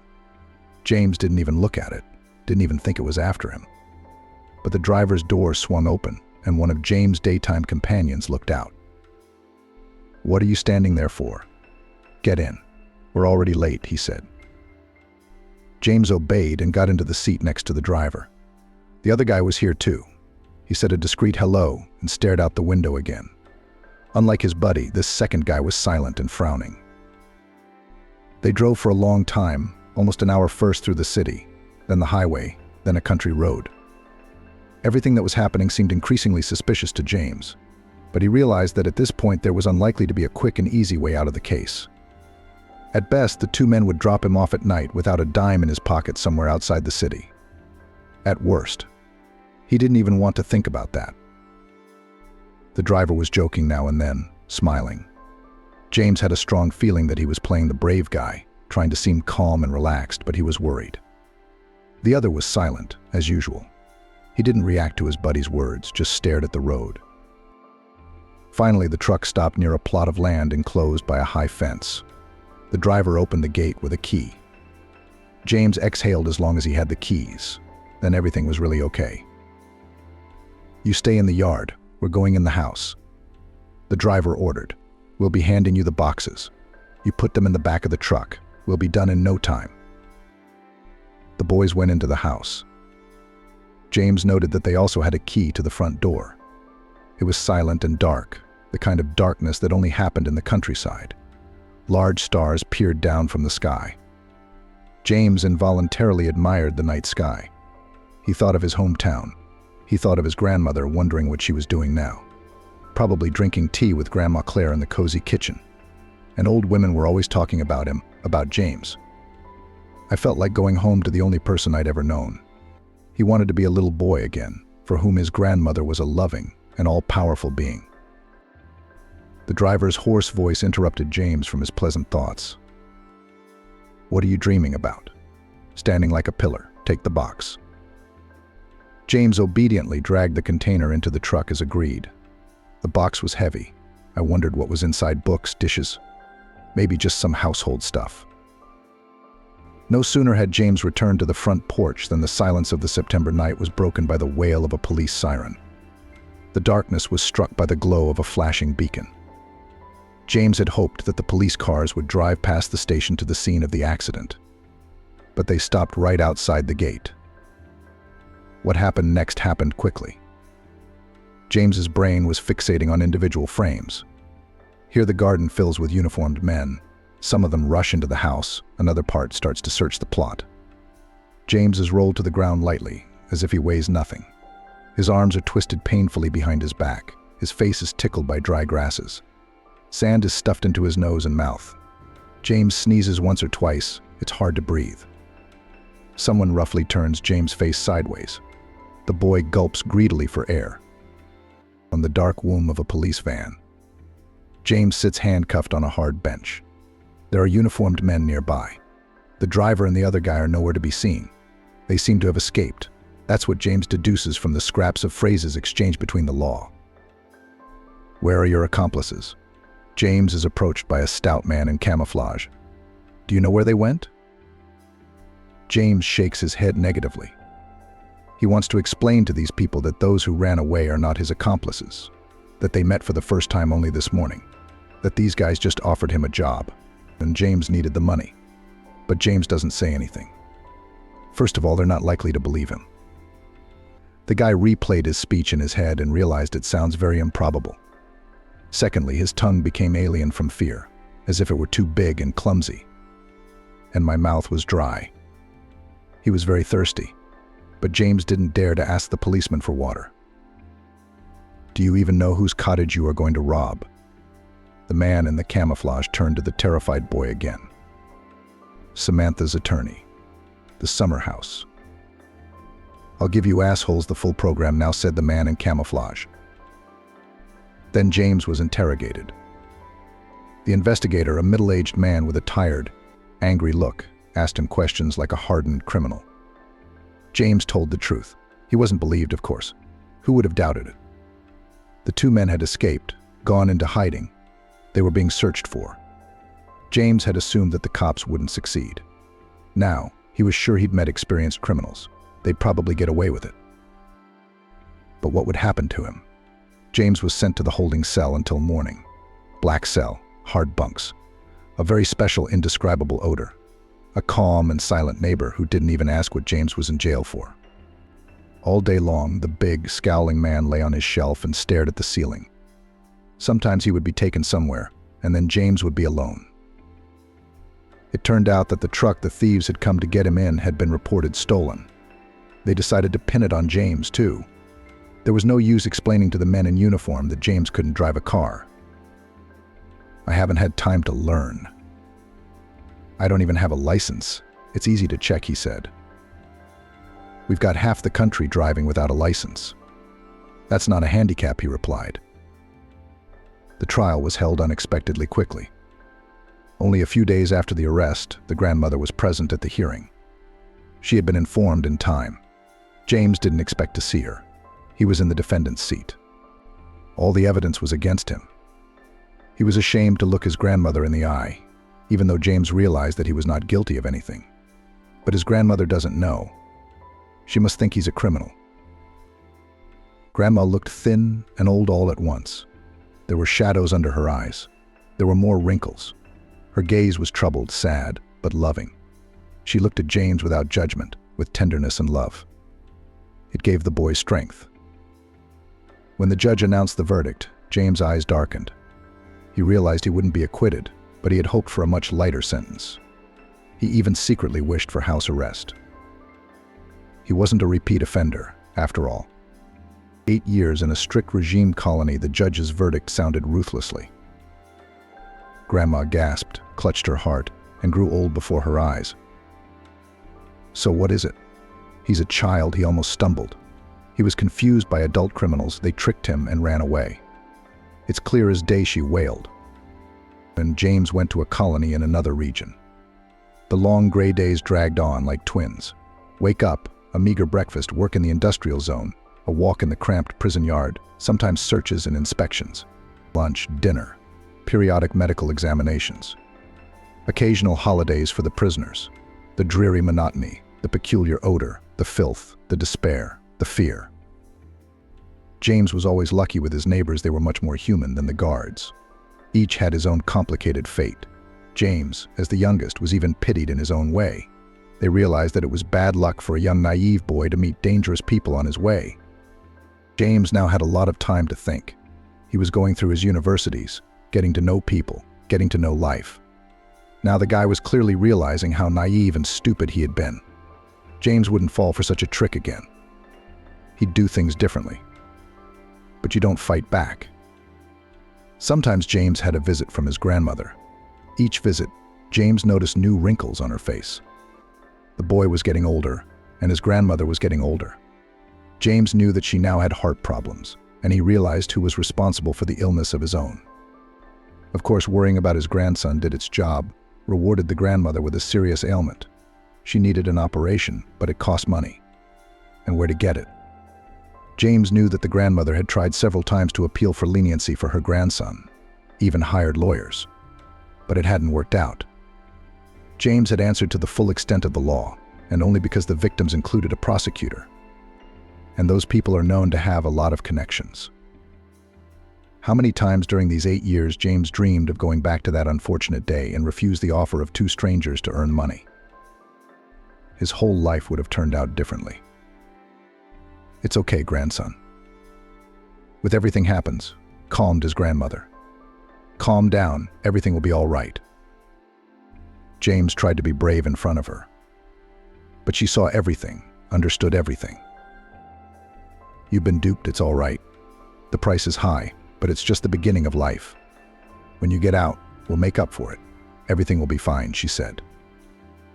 James smiled. His grandmother's words made him feel lighter and warmer. And it really did feel like everything would work out. The main thing was that he had someone who loved him, who waited, who would never deceive or betray him. And then his grandmother suddenly disappeared. James was worried when she didn't show up for his birthday. Usually she always showed up by that date, and then there was no sign of her. His grandmother's phone didn't answer. James asked the guards several times for permission to use his cell phone. The guards were kind people too, even though they weren't supposed to be. They let the prisoners make calls. But these calls were useless. Just long beeps, that's all. And then James finally got called to the visiting room. The guy flew there like he was on wings. He was relieved. He imagined hugging his grandmother, telling her he missed her so much. But on the familiar gray sofa sat his neighbor, Grandma Claire. She was tense, anxious. "Hello, James," she said, hugging her neighbor awkwardly. "You've lost a lot of weight. Don't they feed you here?" Then, in a broken voice, wiping her eyes with her handkerchief, Grandma Claire told James the terrible news. "Patricia's dead. She had a heart attack. So the ambulance didn't get here in time. How was I supposed to wait for you? I was dreaming, making plans," sobbed Grandma Claire. You could see that she had not yet come to terms with the loss of her friend neighbor. "I couldn't wait. The neighbors organized the funeral. I thought someone was trying to get you to go and say goodbye to your grandmother. No way. It's not allowed, that's all. Not that they didn't let me go. They didn't even tell me about the tragedy." "How come? How could it be?" James mumbled. "How can I come home and she's gone?" "There's nowhere to go," Claire looked at him confused. "Don't you know that?" It turns out that after James went to prison, Grandma Patricia had taken out a lot of loans. Thought a good lawyer would get her favorite grandson out of jail. Only it didn't work out, even with good lawyers. The loans were secured against the house. Consequently, when the owner died, the property went to the bank. It was another blow, much less sensitive than the first, but still. The house isn't just a house. It's James's place of power. A quiet, cozy harbor with which the guy has a lot of pleasant associations, warm memories. And now what? Someone alien would live there. Since then, James felt lonely and not needed by anyone. No grandmother. Then why is he on this earth? What for? He used to think to please his grandmother, to watch over her in her old age. He was working hard for her, striving for something. Now what's it all for? But you've got to make a living. So James adapted to the cold and darkness of prison. He ate, slept, worked, everything was automatic. His mind was constantly replaying scenes from his childhood, when his grandmother was still young and strong. And he promised her that he would support his grandmother in her old age. But the grandmother never lived to be old. Liberation did not bring the expected joy. Rather the opposite. Where to go, what to do, where to sleep, what to eat. There were more questions than answers.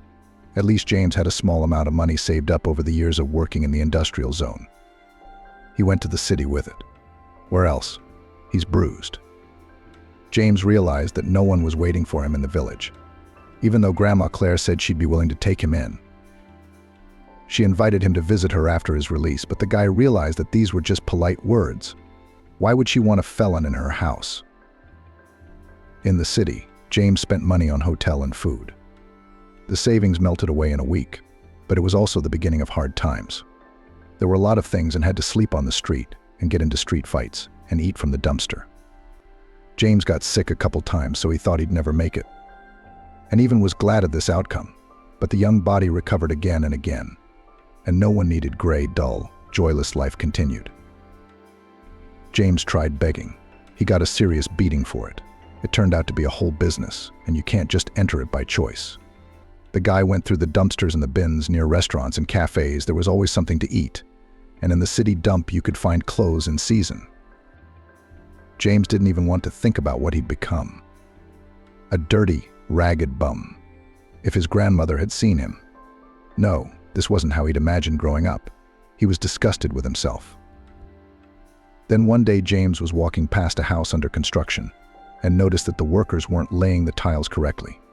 It turned out that not all the construction skills were out of his head yet. The foreman was surprised, looking at the homeless man incredulously. Then followed his advice, appreciated the result, smiled, and the unbelievable happened. James was offered a job. Of course, he jumped at the opportunity. The foreman's name was Henry. He had his own small construction company. The guys were engaged in minor repairs, construction of small buildings, and the crew needed some smart guys. So James got a job. The pay, of course, was not much, but the man was happy about it. After so many years of hunger and wandering, a permanent job seemed like a gift from fate. Henry appreciated James for his diligence and dexterity. Over time, he learned the young man's story and helped him settle into life a little. For example, he told him that it was not necessary to rent a whole apartment or live in a hotel. It was too expensive. It is much more profitable in James's position to sleep in a hostel. It turns out that in the city there are such budget lodgings, huge rooms filled with bunk beds. To rent a place for the night in such an establishment cost a penny. Now James was falling asleep in a warm bed. Dozens of neighbors snored around him, but that didn't bother the man, who was used to much harsher conditions. James had a job to do. He no longer slept outside, and Henry had become something of a mentor to the man who'd been thrown to the wayside, helping him with paperwork, big purchases, hospitalizations, and so on. Henry advised James to start saving for his own place. You can't stay in a hostel forever. A man needs his own place, even if not a luxurious apartment, but at least a small one on the outskirts, so that there was a place to lay his head. And James began to save little by little, month by month. The man always kept his savings with him. He made a secret pocket in his shirt. When Henry found out about it, he grabbed his head. Are you out of your mind? Who does that? How? James didn't understand. Where am I supposed to leave them? Like burying a treasure in the ground in the woods? Not as treasure, but as a deposit. You and I are going to open a bank account. James was afraid to entrust his hard-earned money to a bank. He'd been cheated many times in his life, and brutally so, but Henry convinced him. And now homeless James even had his own account. The man funded it with regularity. The numbers kept climbing. Someday James would be able to realize his dream and buy a house or an apartment. Living in a hostel had its advantages. James often met a variety of people. Amazing fates, sometimes complicated, sometimes even scary. Lots of different stories. People in the hostel were like fellow travelers on trains, generously sharing details of their life stories with each other. It was fascinating. James regretted that he'd never learned to read and write. If he had been able to write well, he would have published a thick collection of stories. People would be interested in reading about the lives of others. Some of the stories were a veritable treasure trove of wisdom and experience. One day, the bunk shelf next to James's bed was occupied by a new neighbor. He was a man a little older than James himself. He didn't come alone, but with a boy about 6 years old.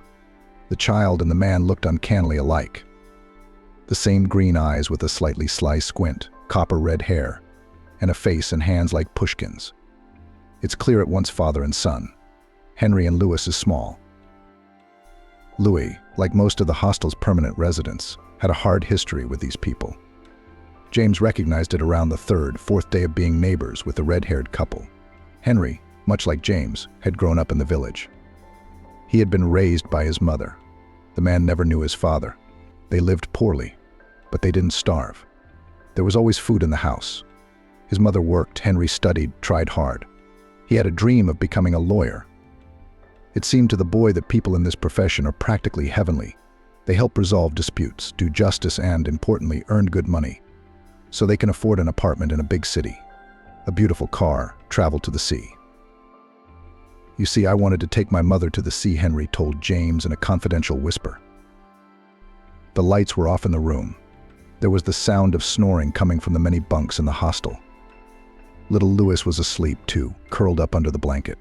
Henry and James were having a conversation.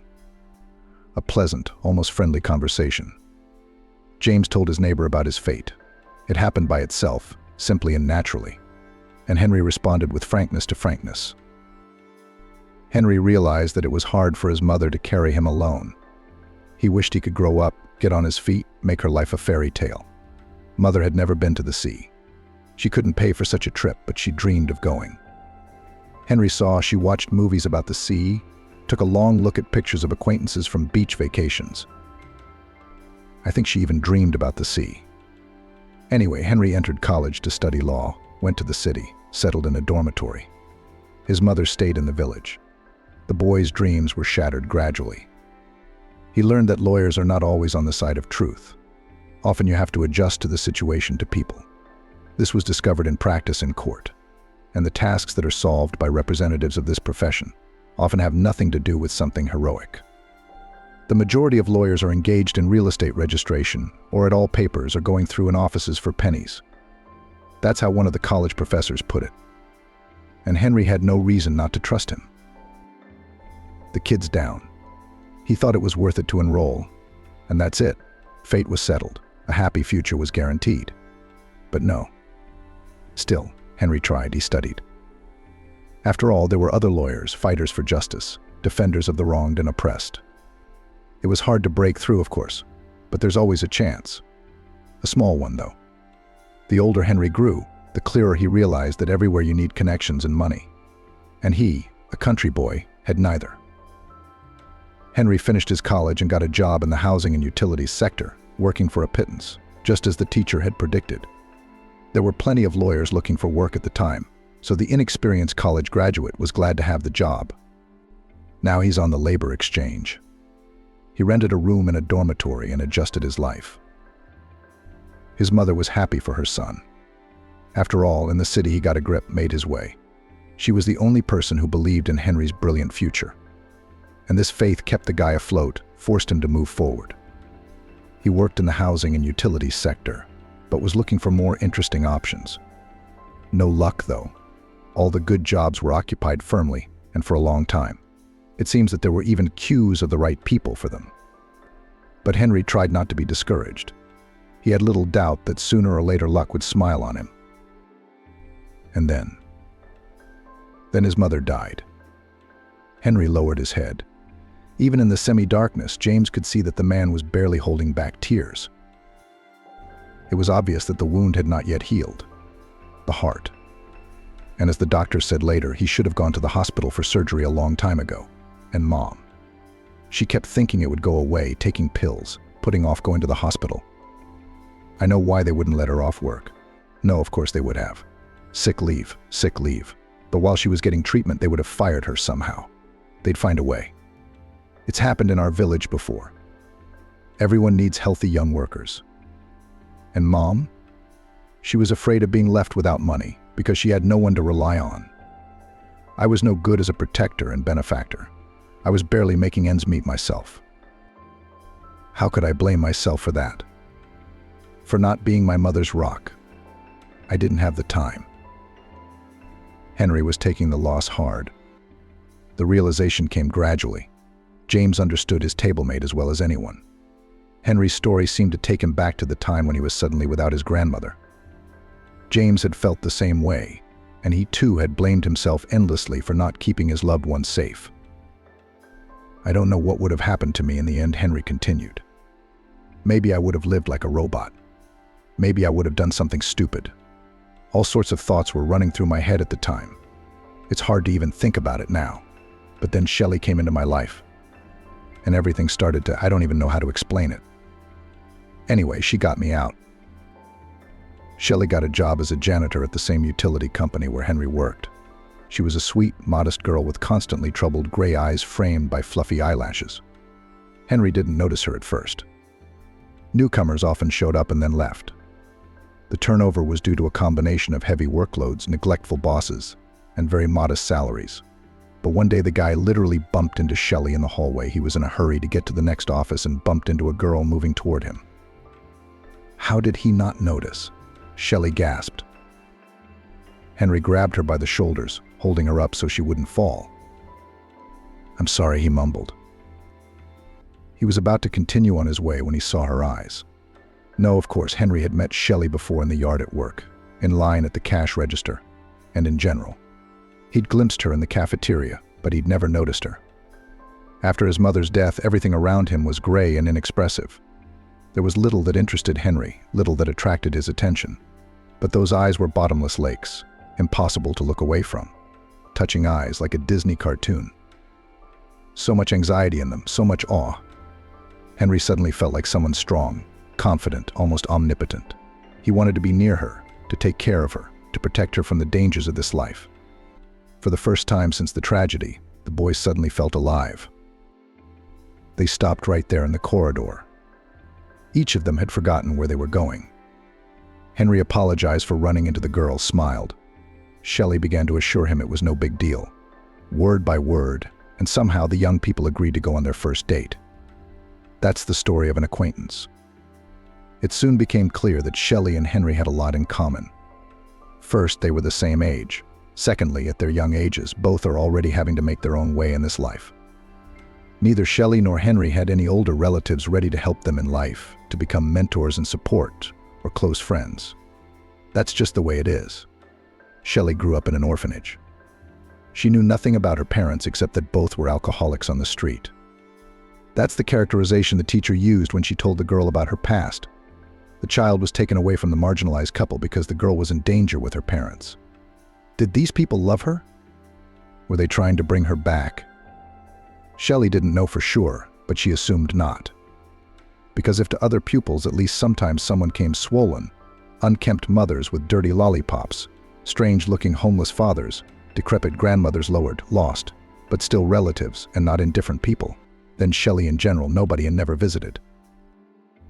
And she wanted to see her own, to feel their love. The girl would forgive these people everything, would accept them and understand. But no one came. Life in the orphanage was not easy. Cruel children, angry teachers. Quiet, humble Shelley had a hard time. She lived her life waiting for the next blow, the next bullying. The kids sensed the quiet ones and used them for their own amusement. Shelley was locked in a dark bathroom at night. She was robbed of New Year's gifts donated to orphanages from the city government. Her clothes were often stained with paint or plasticine. More than once Shelley was beaten just to show her strength and superiority. And the girl could neither fight back nor complain. One day Shelley told the teachers about the bullying of her peers. She herself was blamed. Adults said that she needed to be more communicative. She needed to find a common language with other people. Scared her with diagnoses. But the offenders were punished. But Shelley didn't feel any better.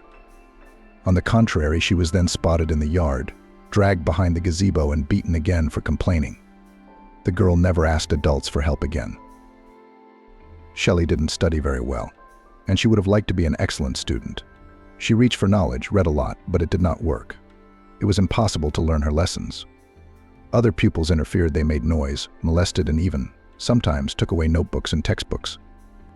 In the orphanage, striving for knowledge and diligent study was considered something shameful. Shelley was called a nerd. Bookworm was demeaned. In general, no one in the orphanage really studied, and the teachers gave lessons for a tick. Once Shelley even heard a conversation between teachers. The math teacher contemptuously threw the teacher of Russian, "Why are you prostrating yourself in front of these morons?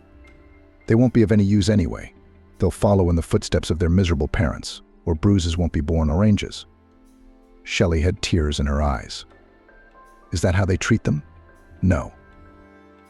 She'd known before that the orphanage's residents weren't particularly favored. But it was one thing to assume, but it was another to hear herself say it. The worst part was, Shelley knew the teacher was right. That's just the way it is. Probably having overheard that conversation, Shelley realized it's not worth dreaming about happiness, about a bright future. Nothing good was going to happen to her, and she shouldn't even try. Shelley went to college to become a pastry chef.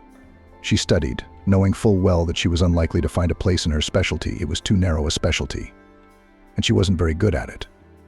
Her hands did not obey well and could not repeat the operations that the teachers showed her.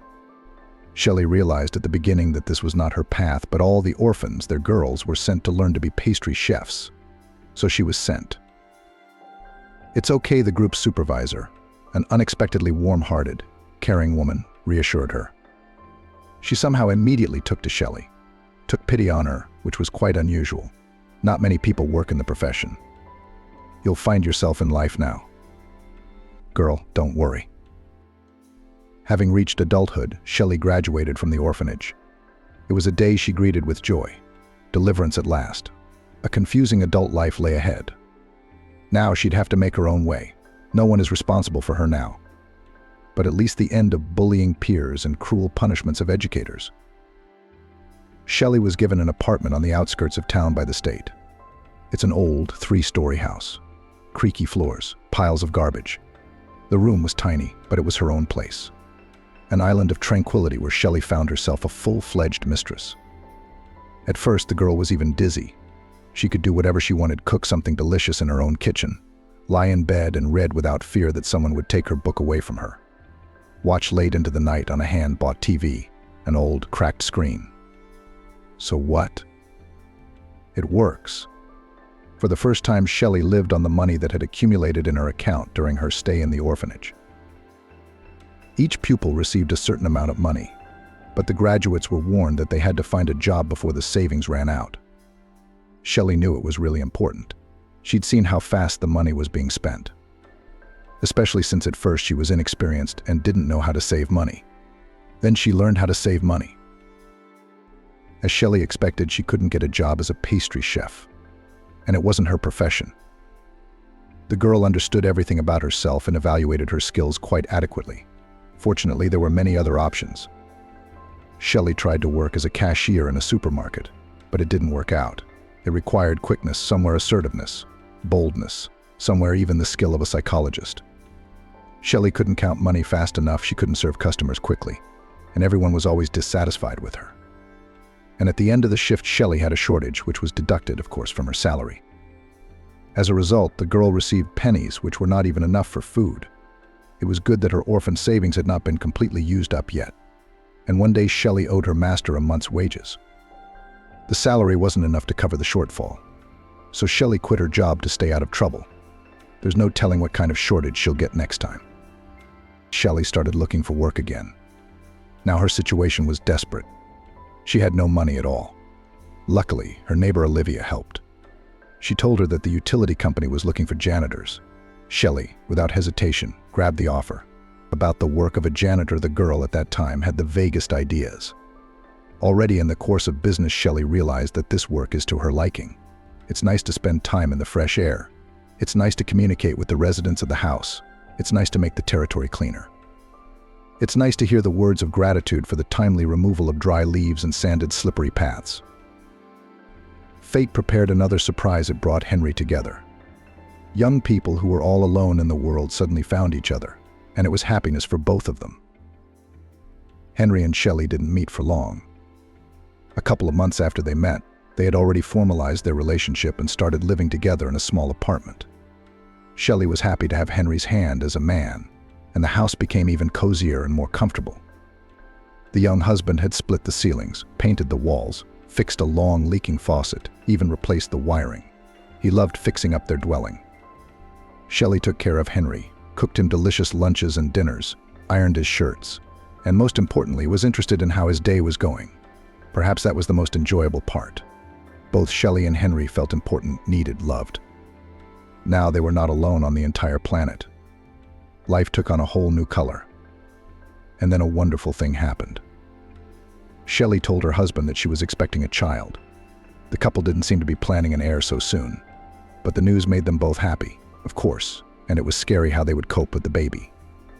They do not have anyone who would help, who would prompt, and whether they have enough money for such a luxury. And yet joyful emotions clearly prevailed in the range of stormy feelings of the future parents. Henry took a risky step. He quit his job at the housing and utilities company, which paid pennies, and got a job as a lawyer for a private lawyer. The latter offered him a much more respectable salary, but also more work.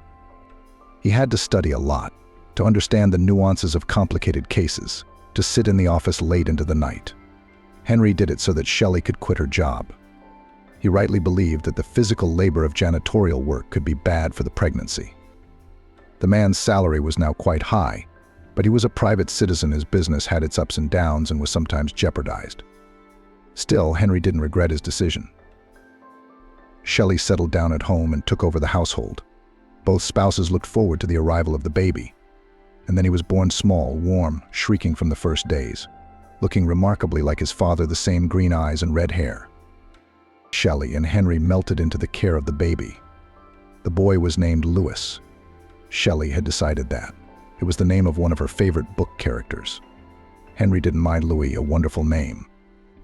It turned out that a baby was really quite expensive. Diapers, special food, clothes that the baby grew out of lightning fast. Not to mention medicines, strollers, cribs, toys. Henry was getting by. He worked hard just so his family wouldn't need anything. They had food, they had necessities. They paid their rent. Of course, the young family couldn't afford anything extra. Trips to the sea, dinners in restaurants, expensive gadgets, all this was still inaccessible. But the spouses were not discouraged. It seemed to both of them that everything was still ahead of them.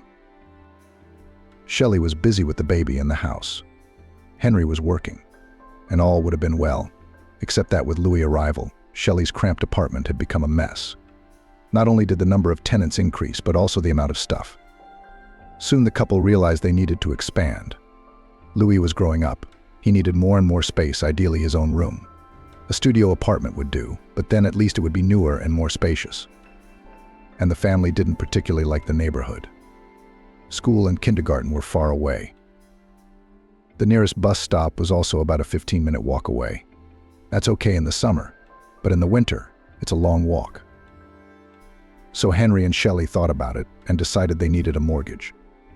The money for the down payment could be obtained from the sale of Shelley's cramped old apartment and Henry's country house, inherited from his mother. Of course, it was a risky endeavor, losing the whole place and going into debt all at once. But Henry had a good salary at the time. Louis was getting older, and the time was approaching when Shelley would be able to go to work. The payment seemed manageable to the couple. And so it began. At first, everything was going just fine. They found buyers quickly, even for the farmhouse, although Henry sensed big problems with it. The proceeds went partly toward the down payment on the mortgage, partly toward renovations. Shelley and Henry took a spacious one-bedroom apartment in a new neighborhood, bright, clean, and no one had ever lived in it before. The renovation was done quickly. They had the money. They furnished the rooms with inexpensive but fresh and modern furniture. They hung beautiful curtains and decorated the walls with framed photographs. The pictures were of Shelley, Henry, and little Louis. Henry liked to remember the first New Year's Eve in the new place. They had just finished remodeling. The room still had that distinctive smell of glue and new furniture straight from the store. Beautiful, clean, cozy. A huge, almost ceiling-high Christmas tree occupied the corner of the living room near the window. Little Louis, in his funny pajamas, stared mesmerized at the flashing lights of the garlands that decorated the fluffy beauty. The overhead lights went out. The garlands and the flickering TV screen created a cozy, almost fairy tale atmosphere. Henry looked at his wife and son sitting on the couch and at the neatly set table with incredibly tasty dishes: potatoes and chicken, salads, fruit, and of course champagne. What's New Year's Eve without champagne? At that moment, Henry felt happy and peaceful. His favorite relatives were nearby. It seemed that things would only get better from now on. Henry was pleased with himself. He had done it all. He had succeeded. What he had never dreamed of had come true. On that magical, calm evening, the couple had no idea what trials fate was already preparing for them. It all began the very next year. Louise grew up to kindergarten. The baby got used to preschool surprisingly easily. No caprices and tantrums, no endless illnesses, which frightened young parents of acquaintances. Everything went smoothly. Shelley went to work. She was lucky she was hired as a kitchen assistant in a restaurant.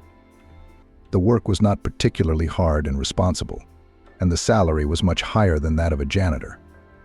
The mortgage payment was a big part of the family's expenses, so the extra money came in handy. Then, in the fall, misfortunes fell upon Shelley and Henry one after another. The blossoming young woman suddenly began to weaken. Dizziness, nausea, loss of appetite. At first, Alan and Shelley assumed pregnancy. Both were afraid they were not yet ready for a second child, primarily financially. The couple realized they couldn't afford it. But there was no question of getting rid of the baby. In general, they gathered their courage and went to the doctor. In the women's counseling, couple was shocked no pregnancy. But Shelley's tests turned out to be alarming. The woman was strongly recommended to be examined by a therapist. Shelley, of course, made an appointment. The examinations took up a lot of her time and energy. She had to constantly take time off from work, which of course did not please her boss. During this period, his wife's eyes were guilty, anxious and confused. Henry's heart shrank with pity when he looked at his wife. But the man still believed that everything would be all right. A vitamin deficiency or a malfunctioning organ? No problem, they would find the cause, treat it, and everything would be as before. The diagnosis sounded like a thunderclap: the rarest blood disease, presumably hereditary. Shelley couldn't check the doctor's guess. She didn't know anything about her relatives. And what did it matter where the disease came from? The main thing was that the treatment was long, expensive, and there was no guarantee. Doctors with ruthless truthfulness immediately outlined the most likely scenario. Most likely the disease, despite treatment, will progress. All medical manipulations can only briefly delay the inevitable. Shelley was quite resistant to her diagnosis, or maybe she was just pretending to be, braving it for the sake of her husband and son. Henry, on the other hand, felt like he'd been hit over the head with a sandbag. For a long time he felt stunned, completely disoriented. How could it be? Where had the trouble come from all of a sudden? After all, they had just made it out, just started a new life. They had so many plans, so many wonderful ideas. Then Henry came to his senses, accepted the situation, and began to act. First of all, Henry began to look for doctors who had experience in treating patients like his wife. It wasn't cheap, to put it mildly. He had to sell a few things, take out some loans. And then there was the mortgage. Henry was working alone again. Shelley was weakened, and the treatment was taking up most of her time. Louis was happy, not sick, well-behaved, more and more conscious and independent. He understood that Mom was sick, Dad had to work a lot, and learned to serve himself, to dress, cook breakfast, make sandwiches.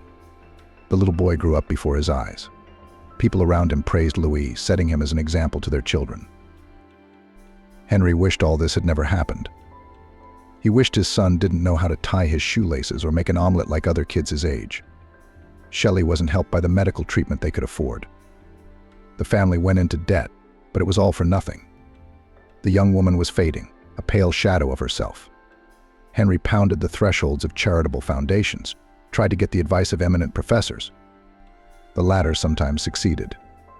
Only these luminaries of medicine divorced their hands. Shelley's disease was poorly understood, unpredictable. No one knew how to help the young woman.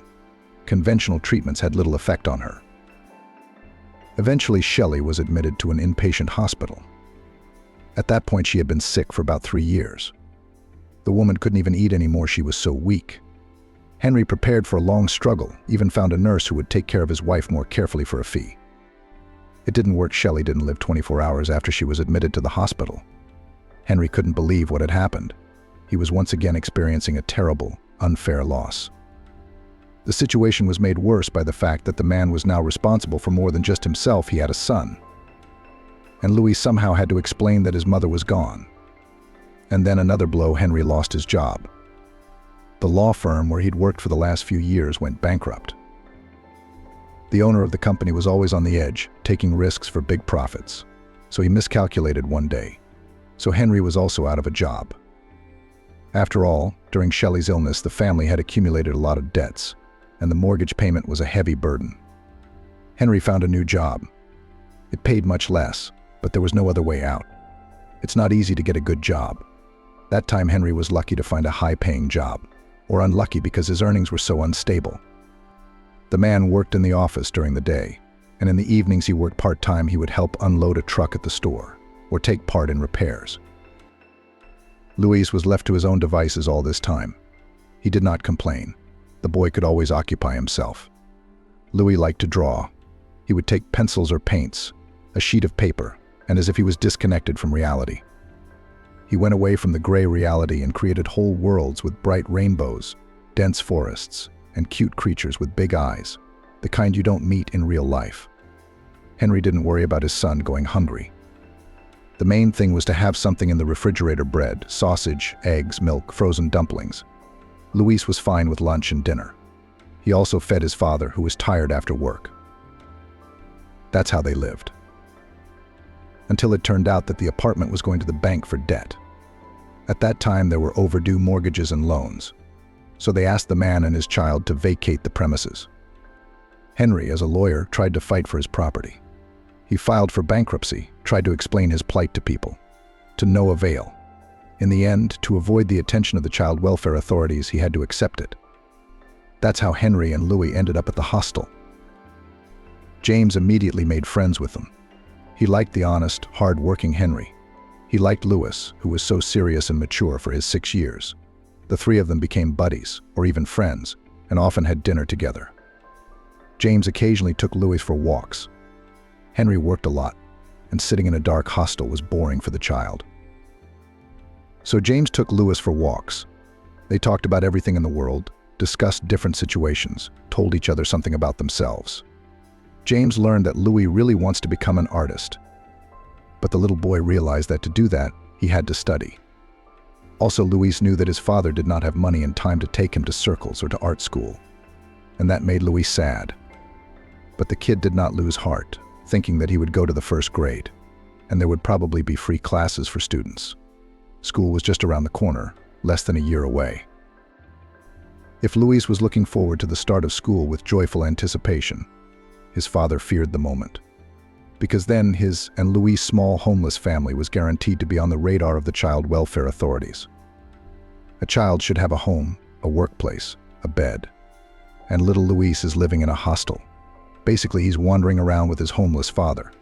Of course, no one's going to leave the boy with a loser parent. They'll take him to an orphanage. Henry knew all too well what it was like there. Shelley had told him enough for the man to try his best to avoid the same scenario for his own child. Except he didn't have the strength, and there was no help. Henry was willing to work, to toil at several jobs, which he actually did. But all these efforts did not bring the desired result.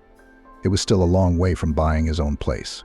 Henry had some savings, but not enough for even a fraction of the down payment. In short, the situation was desperate.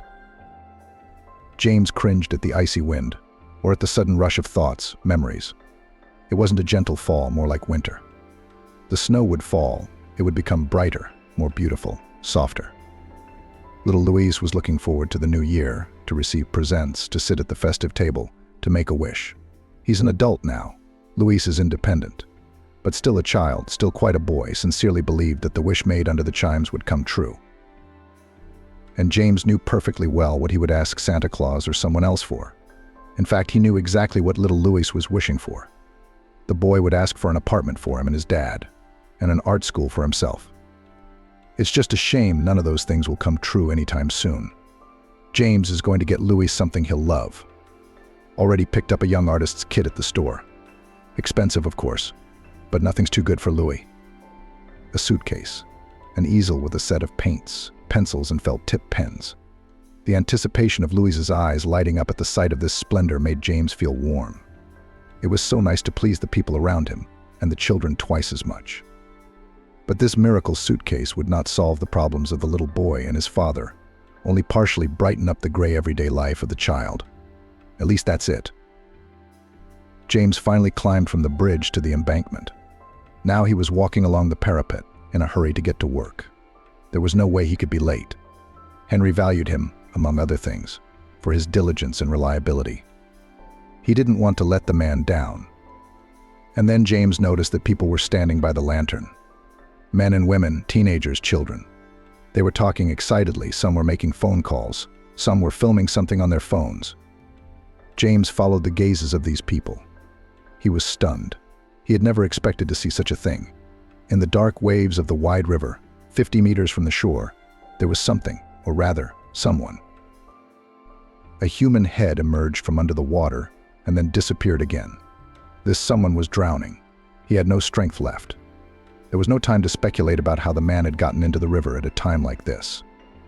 James, not giving himself time to think over the desperate act, had already swung over the parapet. The man sped across the strip of beach, sand packed into his sneakers, rolled up his pants. The man ran to the water's edge, threw off his jacket, sweater, shoes. It's all heavier. In the cold waves of the river, it would be extra ballast. James was an excellent swimmer. The river was very close to his village. As a child, he used to spend days there with the local boys, swimming and diving and just splashing and frolicking. James, at 5 or 6 years old, felt like a fish in water. Such a pun. But of course, the man never went into the river in this weather. Cold wind and a strong current. And he'd never rescued a drowning man before. But James realized that if he didn't try to pull this man out, no one would help him. And then how to live with it. He had to at least try.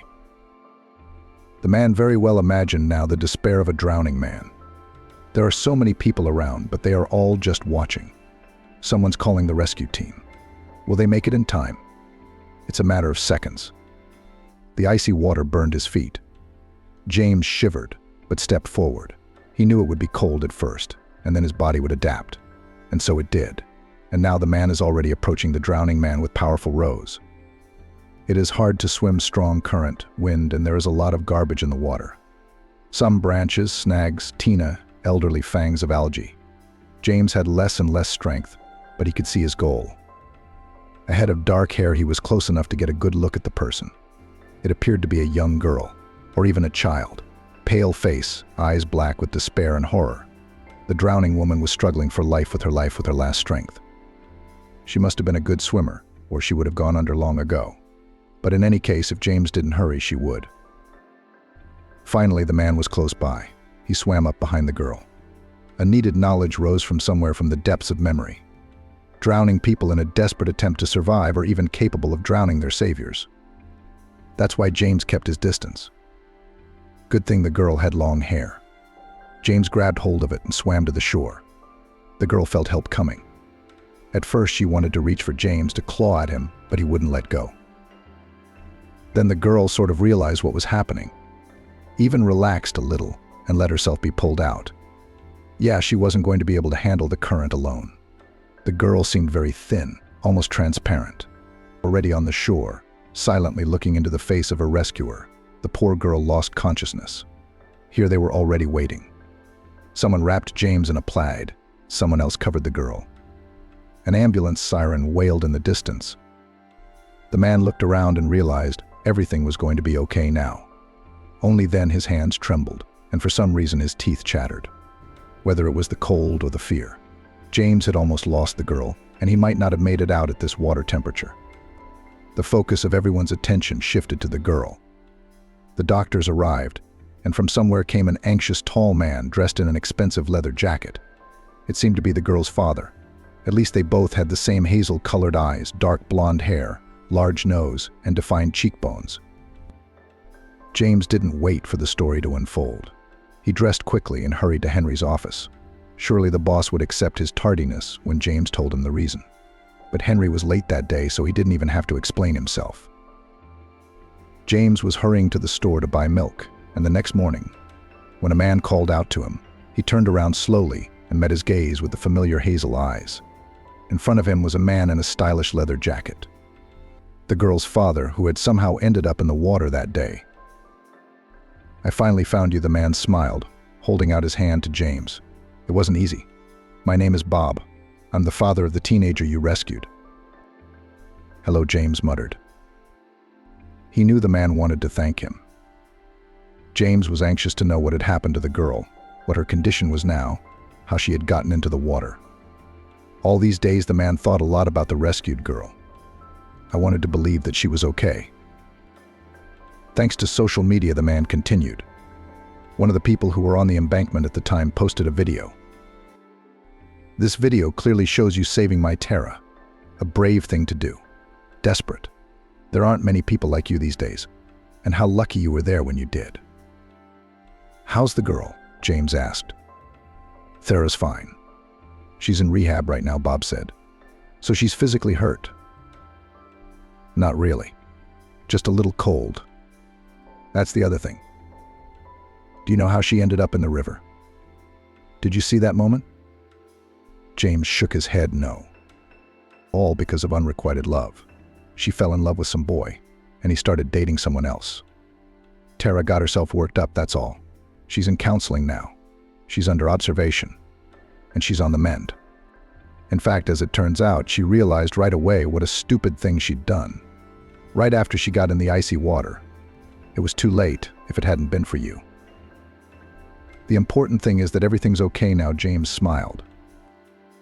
That's true. Her impulse was accidental. I think this situation taught your girl a lot. It taught me a lot, Bob admitted. For years in business, I thought there were no good, selfless people who would do what you do. I became cynical, cold, callous. Your act taught me a lot and made me rethink all my values. I've changed a lot. James nodded. What can I say? I want to thank you. I have opportunities. I know you live in a hostel. You don't have your own place. Ask for anything you want, anything at all. People like you deserve a better fate. James thought for a moment. He remembered Henry's worried eyes when he received his notice from the guardianship authorities, and he remembered little Louis talking excitedly about his dream of becoming an artist. My life suits me just fine, James said at last. But there is one person, a little person, who could use your help. He smiled and spread his arms out to catch the boy, hugging him as he liked. I won first place in the town drawing contest with my drawing of space. Remember I showed it to you? Of course I remember. I told you this would happen, Henry answered. They agreed to go for a walk in the park that Sunday afternoon. Louis liked to run along the paved paths, feed the ducks in the pond, and watch the funny girls. And James and Henry liked to sit at the local cafe, where they cooked flavorful, melt-in-your-mouth kebabs. A little over a year had passed since that conversation with Bob. The wealthy businessman had been amazed at James's request. After all, he had not asked for himself but wanted to help his friend with a small child, two people in desperate straits. Bob bought Henry a one-room apartment, but in a new building in a good neighborhood, near the gymnasium and, importantly, the art school. Henry enrolled Louis in it at the first opportunity. From then on, the boy's talent developed rapidly. His drawings became more and more professional and correct, but at the same time did not lose their uniqueness and spontaneity. Of course, Bob could not help but do something for James personally, although he did not ask him to do so. First, the businessman bought an apartment next to Henry and Louis. They became neighbors, not hostile tenants. Secondly, Bob gave his daughter's savior a high-paying job as a gardener. James had always enjoyed tinkering in the ground, tending to the plants. This was where he belonged. Tara, Bob's daughter, shunned the new gardener for some reason. She was probably afraid of the memories of him. But then they became friends. The girl, as it turned out, regretted her action and now, after a while, could not explain even to herself how she had dared to do such a thing. Sometimes James looked at the tall, thin, touching Thera, and his heart sank at the thought of what would have happened if he hadn't pulled her out of the water. Henry and James walked slowly down the parkway. Ahead of them on his scooter rolled a happy Louis. Oh, there you are. I thought you were waiting for me at the fountain. James turned around, smiled, and hurried toward Olivia, a short woman with piercing blue eyes. They had only met recently, but it was already clear that they were serious. Today they'd agreed to go out for a fun, boisterous group of people. It was going to be a wonderful day. Two women were returning from the store with heavy bags. They lived in the neighborhood, and it was a long walk from the store. But that didn't upset the neighbors, who were known in town as Mrs. Jessica and Mrs. Carolyn. They had much to discuss. Mrs. Jessica began her story.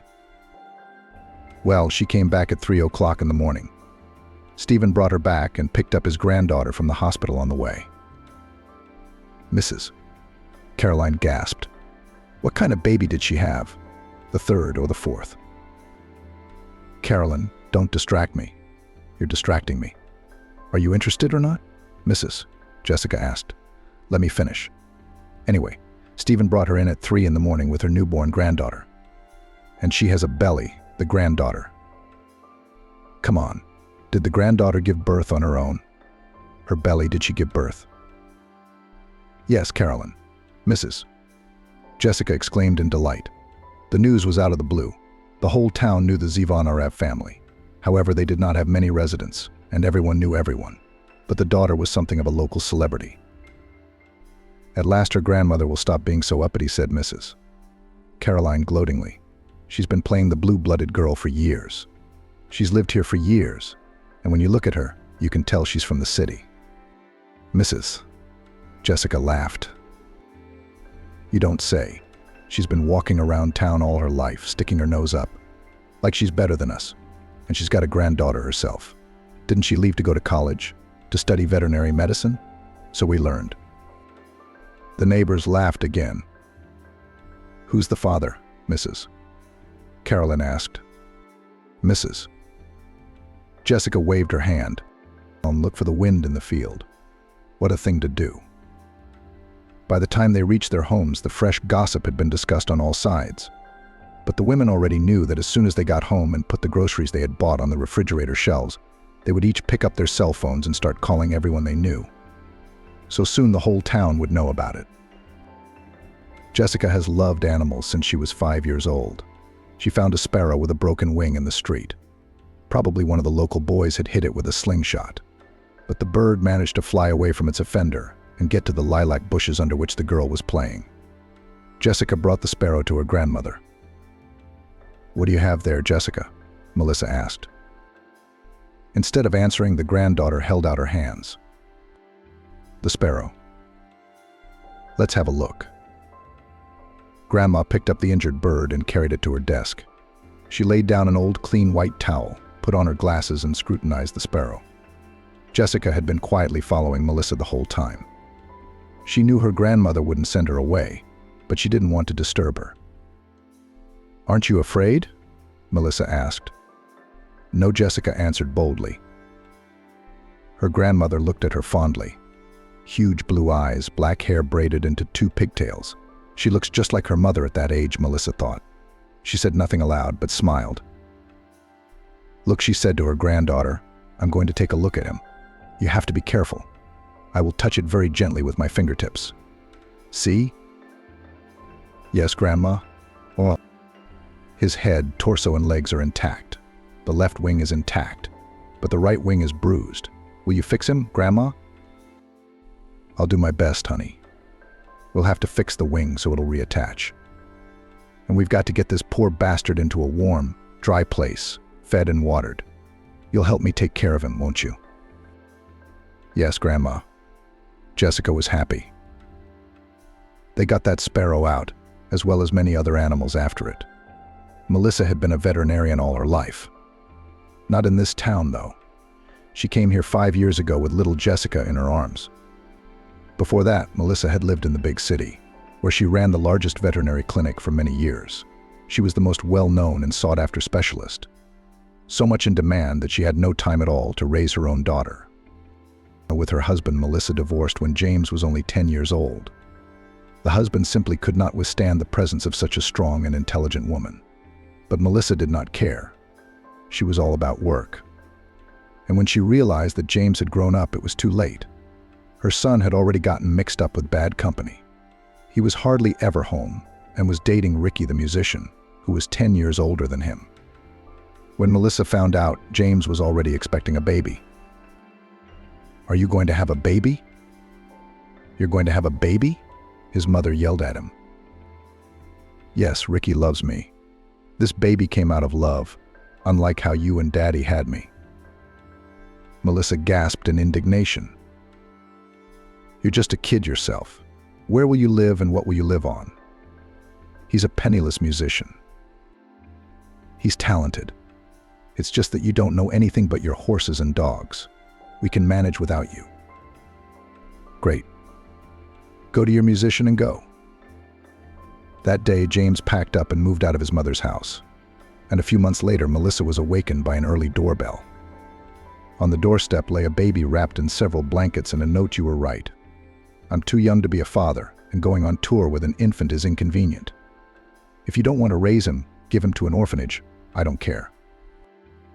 When Melissa read that, it was as if something inside her broke. Over the next week, she quit her job, sold her city apartment, and bought a house in a remote village. She figured she had enough savings for the rest of her life. Melissa was determined not to make the same mistake a second time. She would raise her grandson in love and understanding. He would grow up to be a good boy, kind, gentle, affectionate. He will not throw himself at the first musician he meets, because he lacks love from people close to him. Melissa will do anything to replace his father and mother. "I want to be a veterinarian too, just like you," Grandma Lillian declared when she turned 10. Melissa smiled. "Of course, I'm very glad you want to follow in my footsteps. But there are so many exciting new professions in the world. You don't have to be a veterinarian. You can become anything you want: a teacher, an astronaut, an actress." The granddaughter shook her head. "I love animals, and I love it when they get well." Grandma thought for a moment.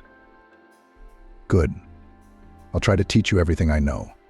But when you grow up and finish school, you will still have to go to the city, enter the university and study there for a few years." The girl listened to her attentively. "Okay, Grandma," she said with a seriousness unusual for a 10-year-old child. "I will study with you and then at the university." Melissa smiled and nodded. From that day on, she began to make contacts with the villagers. Previously, she only interacted with people out of necessity, when she needed to buy milk, eggs, cottage cheese, meat, and other necessary food and non-food items. However, when the former head of the city's main veterinary clinic realized that she would have to teach her granddaughter the ins and outs of her beloved profession, she seriously reconsidered her attitude. It became apparent to Melissa that a lot of hands-on training would be required. Just the occasional sparrow and frog won't do it, she thought. It started with a trip to the local store. Normally, the woman would try to get her shopping done quickly and go home. But this time, Melissa lingered. "I've had bitter milk for 2 weeks. Can you believe it?" She heard Paul at the counter. "Yeah. Oh, that's too bad. We've always bought from you. It was the best." "You don't say. We don't know what to do with it, even if we cut it up. But it's a pity. She's a young cow, not even 5 years old." "Did you by any chance change the place where she was grazing in recent weeks?" The women stopped talking and stared at Melissa. In 10 years, they'd grown accustomed to the strange newcomer. Although she had lived in an old house on the edge of the village for a long time, she had never done anything bad. They still called her Townie behind her eyes. Her big eyes. Lillian's granddaughter went to school with the other children and was no different from them. But her grandmother Melissa always showed that she was different. She never said hello to anyone, never talked to anyone. She never invited anyone to visit her. That's why the day when she suddenly spoke to the locals herself went down in the history of the village. "Yes," said the landlady when she had recovered from her surprise. "She ate all the grass in her usual place. And my son Paul found a new field." Melissa nodded. "Take me there." "Oh?" The landlady looked at her questioningly. "I rode my motorcycle here. It has a sidecar. If you're not afraid, I'll take you." "Great." When they got to the field, Melissa got off the bike and looked at the ground. "Here," she said triumphantly, clutching a blade of grass in her hand. "This is the cause of your cow's bitter milk. It's not the most common plant in these parts, but there's quite a lot of it in this clearing. Let your son Paul graze the cow elsewhere. And after a while, her milk will be as sweet as before. News of Melissa's talent spread through the village in a matter of hours. The very next day, people came to see her about her sick horse. Then she was called to a neighbor whose chickens had suddenly stopped laying. Then she was asked to find out why a 6-month-old piglet had suddenly stopped gaining weight. And everywhere Melissa took her granddaughter Lillian. Strangely, but the little fragile girl was not frightened by the huge animals, nor by what her grandmother sometimes had to do with them. Yeah, toughness of spirit. You're like me, Melissa said once when her granddaughter helped her deliver a cow. Lillian looked at her in surprise. We're helping animals, Grandma, Melissa said. That's right. Lillian's education was a success. When the girl turned 15, Melissa started sending her alone for simple cases. When she realized that Lillian was doing well, she began entrusting her with more difficult tasks. Everyone in the village already knew that the girl would finish school and go to the city to study veterinary medicine. You'll come back to us later, won't you? Aunt Caroline once asked Lillian. The girl shrugged her shoulders. I guess I like it here. You should find a good husband, Aunt Caroline said thoughtfully. Lillian blushed. It was too early to think about that. The woman waved her hand. It's never too early to think about it. Stephen's granddaughter has had her second, and she's only 3 years older than you. I mean, look at my youngest, Ryan. He's a hell of a guy. Lillian didn't bother to say that he was famous for his promiscuity and even more for his bragging. I'm just thinking about school for now, she said firmly. Well, you're just like your grandmother, sighed Aunt Caroline. Stephen's been trying to hit on her for 2 years now, and she's still not getting it. They're such a loving family. Lillian thought, but didn't say anything out loud. Even though both Melissa and her daughter were respected in the village, they were still not considered completely their own. The good vets help everyone, but they keep to themselves. Melissa doesn't like to receive guests, and Lillian is unapproachable to the village boys. So what if she's a pretty girl? No, she's a pretty girl, of course fragile as a reed. Big blue eyes, long black hair, thick fluffy eyelashes. But is it really worth it to play hard to get? Lillian walked to the store. Of course, it wasn't healthy to carry heavy things when you were 9 months pregnant, but they were almost out of food at home. And Grandma hadn't been feeling well lately. Age was taking its toll, after all. Of course, Lillian noticed how curious the villagers looked at her. The way the women smiled wryly when Lillian entered the store. They whispered as if she couldn't hear anything. Lillian didn't react in any way. A loaf of white bread, please, she said to Aunt Patricia, the perky little clerk who had worked in the store as long as Lillian could remember. Is she pregnant? Said Aunt Patricia. What else? A pack of matches, a pack of butter, macaroni and oatmeal cookies. I'll be right there, baby. How are you doing? Baby? Aunt Caroline's voice came from behind Lillian. I'm fine, Lillian answered calmly. How's school? The woman's voice was clearly sarcastic. I'm a correspondence student. It's fine, Lillian replied calmly. Oh yeah, who's the father? Daughter. Aunt Jessica couldn't take it anymore, she said. Thank you, Aunt Patricia, goodbye. Lillian handed over the money, took her shopping and left. She didn't dignify Aunt Jessica with an answer. What kind of girl doesn't want to come clean? Playing the innocent. We all know she's promiscuous, Aunt Caroline said at her. Aunt Jessica shrugged her shoulders. What about me? Has everyone seen her? Where's the husband? No husband. So she's out. As she left the store, Lillian wiped the sweat from her forehead with the back of her hand. It's all right, she'll get over it. The stares, the conversations, the questions, not the worst of it. She could take it all. The main thing is that Grandma Melissa is on her side. Lillian got into veterinary school without any problems. She and her grandmother decided in advance that the girl would study at the correspondence department. But only for a year longer, Melissa said. You'll get the same diploma. And we need it for work. You learn the theory on your own, and I taught you everything I know. Of course, it's understandable that after all these years, a lot of new things have come up. But that's okay. If you know the basics, you'll figure it out quickly. Lillian smiled at her grandmother. You always say the most important thing is practice. Melissa nodded. And you've had plenty of it. And to make it even more, I asked one of my former subordinates to hire you at his clinic. Will you help a young but very talented doctor there and study in your spare time? Grandma asked. Okay, Grandma Lillian replied. Studying came easily to her. Of course, a lot had changed since Grandma had been in charge of the clinic. Veterinary science had advanced a lot, but it was still much easier for Lillian than her classmates who didn't have the same experience. Peter, her grandmother's former apprentice and subordinate, and now the director of the clinic himself, welcomed Lillian with open arms. Hello, hello, daughter. He shook her hand affectionately and invited her to sit down. In the pictures her grandmother had shown her, Peter had been a thin, short guy with funny round glasses.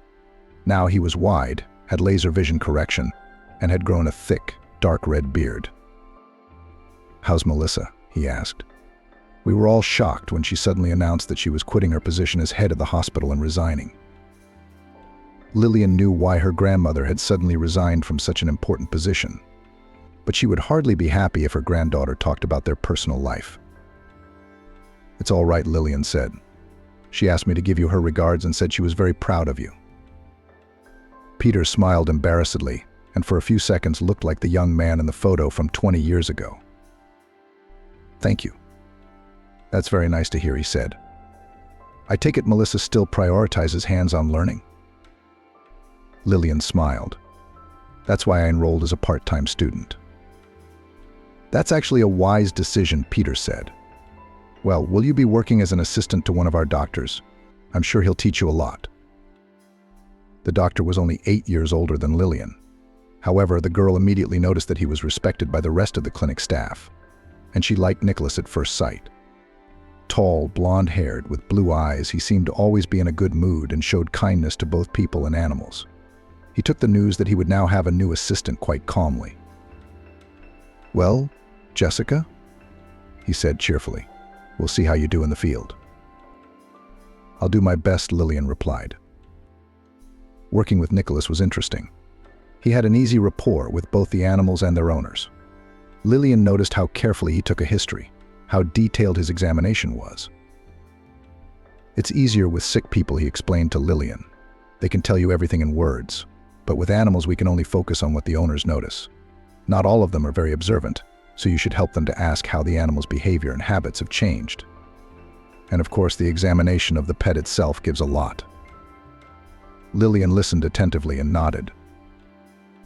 By the way, you are very good at manipulation, Nicholas praised her.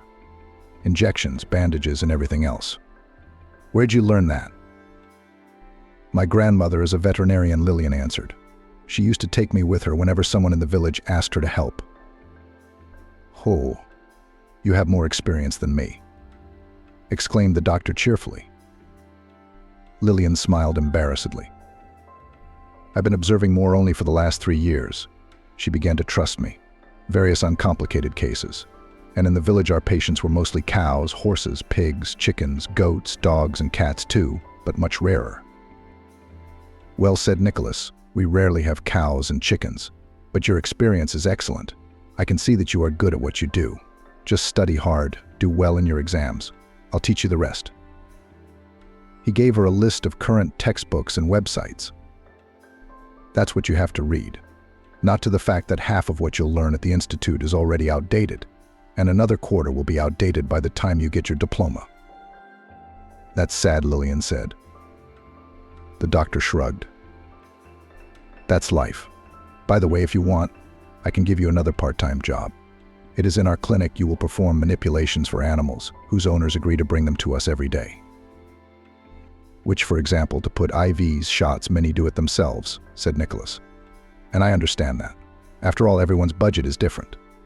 In this case, your task is to explain to the owner in as much detail as possible how to do it safely, painlessly, and effectively for the pet. Understood?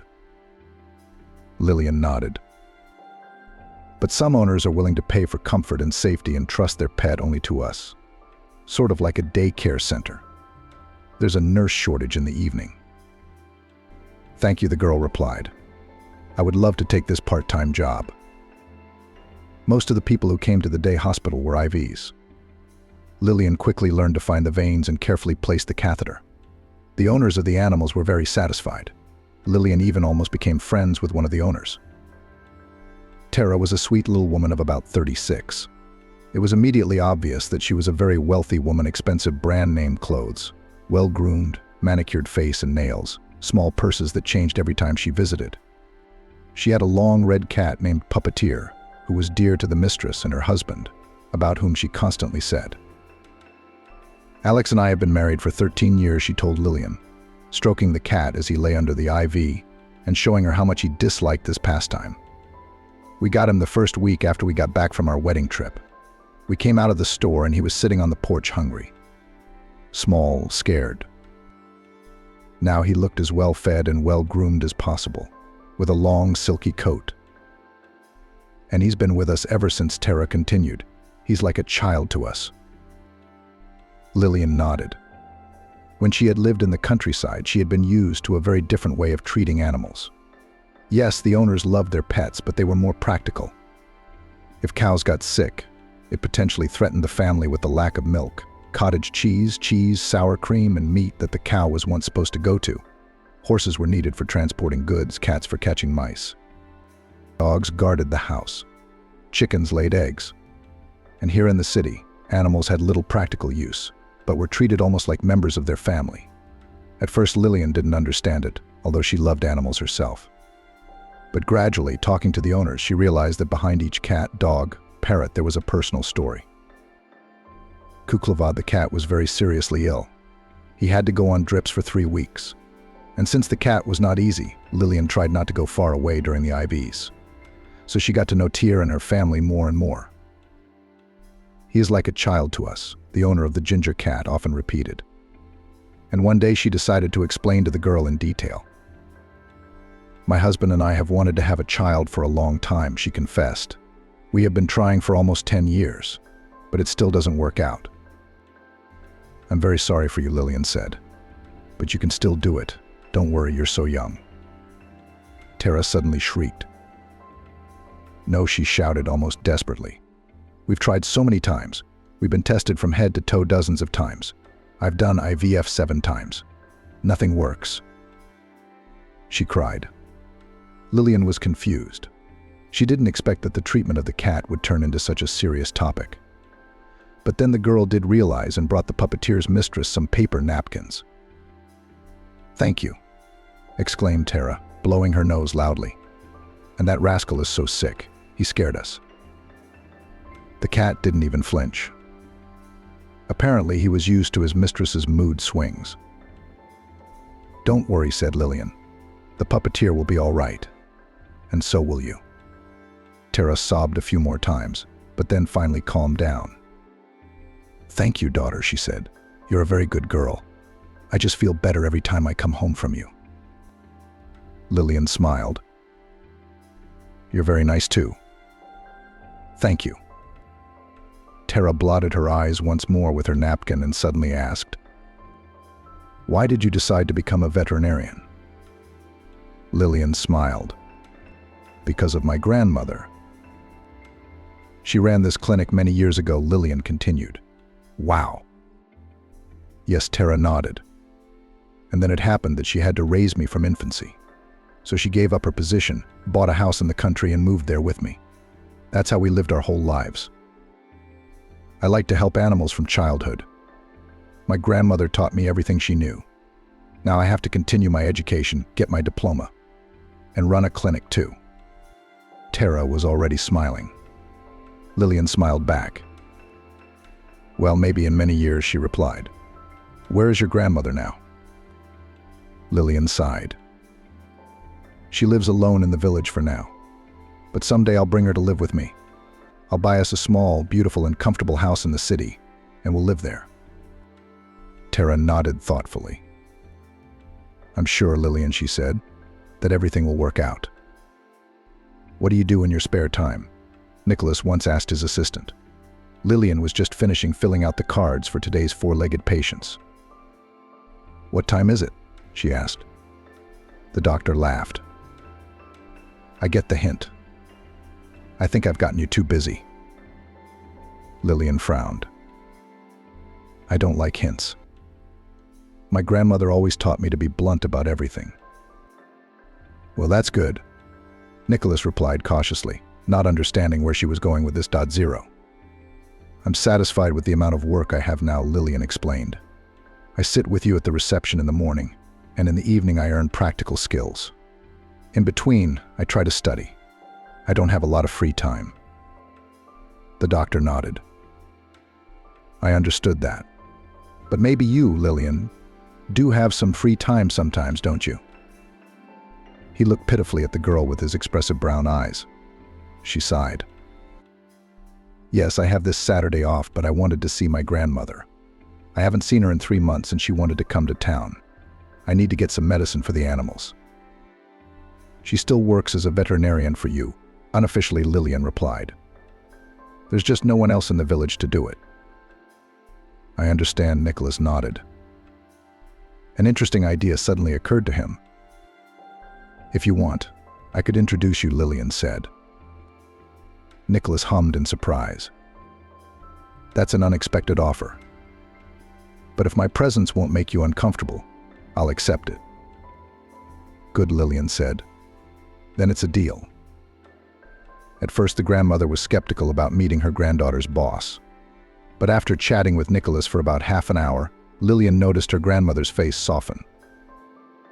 "It's nice to know how far science has come since the last time I worked," Melissa said. "I thought in so many years I'd make my granddaughter an almost ready veterinarian. Turns out she has to start from scratch." Nicholas smiled and shook his head. "Melissa, you've done a wonderful job of preparation. Believe me, if I had a grandmother like you, I'd be running a clinic today.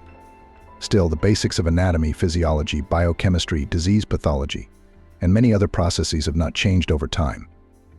You've also given Lillian a tremendous practical background." Melissa nodded favorably. Of course she was pleased to hear that. She looked at her granddaughter with a smile, who smiled back at her. "Well, Lillian's experience in the village is pretty specific," she said.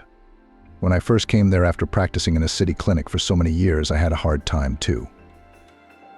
"Don't you want to go back to the city?" Nicholas asked suddenly. "It must be hard for you in the village alone right now, isn't it?" Melissa shrugged. "I've gotten used to it over the years, and she's not as old and helpless as she looks at first glance. At least the local grandfathers still come to me to ask me to marry them." Lillian laughed. "That's a lot of wow, Grandma." Melissa shrugged and stood up. "All right, you young people, have fun," she said. "I've got a bus to catch." "Are you upset?" Lillian asked. "I don't want to. It's too late to go back," said Grandma. "But it's getting dark early."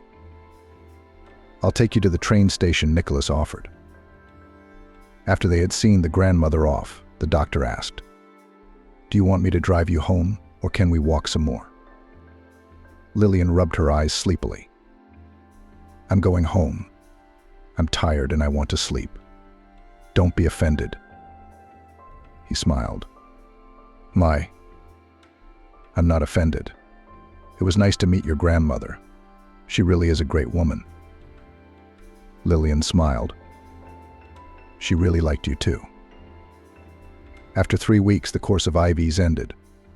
Nicholas examined him, carefully read the results of control tests, and announced to the owners that the cat is perfectly healthy. "Of course, he is no longer a boy," said the doctor, "but for his age is holding up very well. Diet I wrote you. If anything, you know our address."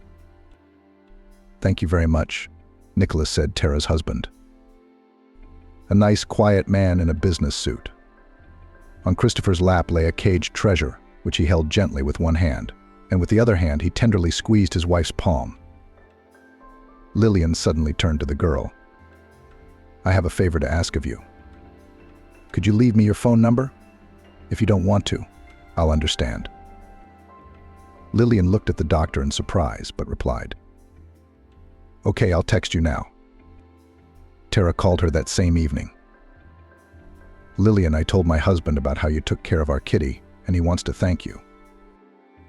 "No, you don't have to," Lillian replied, embarrassed. "I was just doing my job." "And you helped me a lot," said the cat's owner. "So please don't say no. We just want to invite you to dinner." Lillian thought that perhaps that was something she could agree to. "Okay," the girl replied. "Where do I have to go?" "What are you talking about?" Tara exclaimed. "Our driver will pick you up. You don't have to worry so much. Believe me, it's not hard for us. Especially since we live in the countryside, it's impossible to get there any other way." "Good," Lillian agreed. Of course, she was a little worried, especially when she got into the luxurious black car with tinted windows. "Hello," Lillian said timidly to the driver, a huge, pumped-up man in a black suit, who opened the door for her and helped her to get in. The man nodded without changing his expression. Why did they need this dinner, Lillian thought. A simple thank you would have sufficed. Especially since they gave me a huge fruit basket, which I shared with the entire clinic that same day. Nicholas got an expensive whiskey. "I won't be as generous as Lillian and keep it," the doctor stated. "Just kidding. We'll open it at the New Year's Eve party." His co-workers were outraged, but Nicholas was adamant. Where here the driver's voice sounded, breaking Lillian out of her thoughts. The man got out quickly, opened the door, and gave her his hand. The girl thanked him embarrassedly. "Shall I go in there?" Lillian asked timidly, as they stopped in front of the high marble porch of a magnificent mansion. "I'll show you out."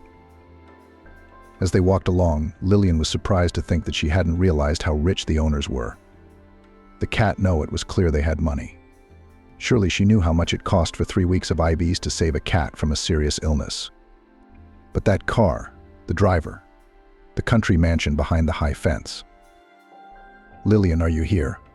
Tara happily ran up to her and hugged her as if they were old friends, despite the posh surroundings. The woman kept herself very simple, which made Lillian like her even more.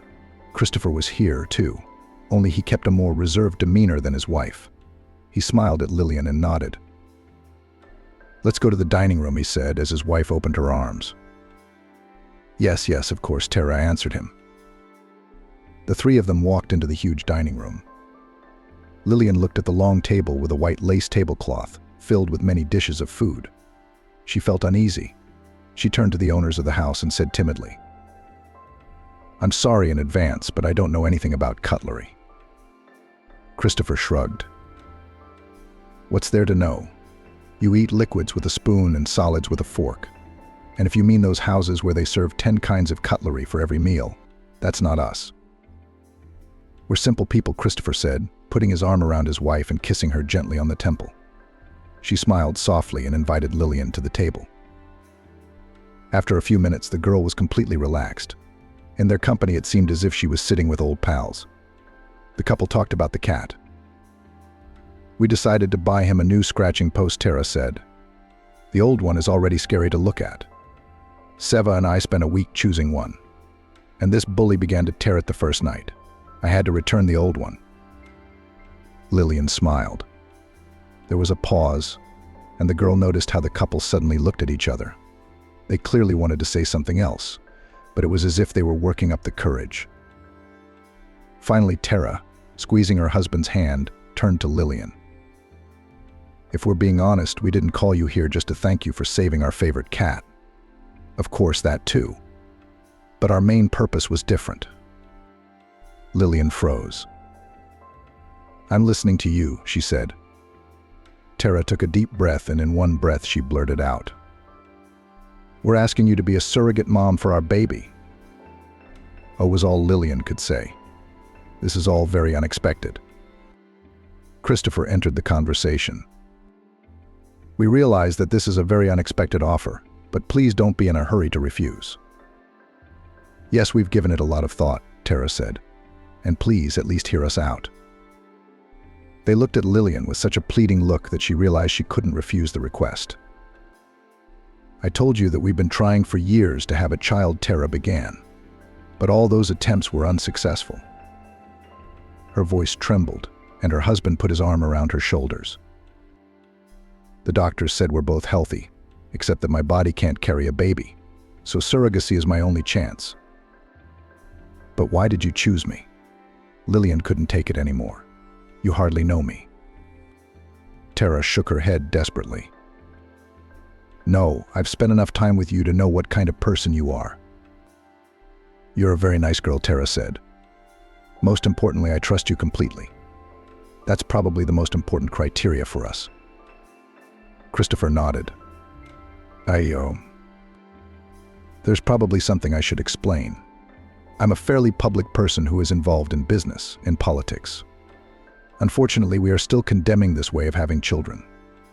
So it's important for us that no one knows about it. And I trust you completely, Tara repeated. But pregnancy was not part of my plans, Lillian said.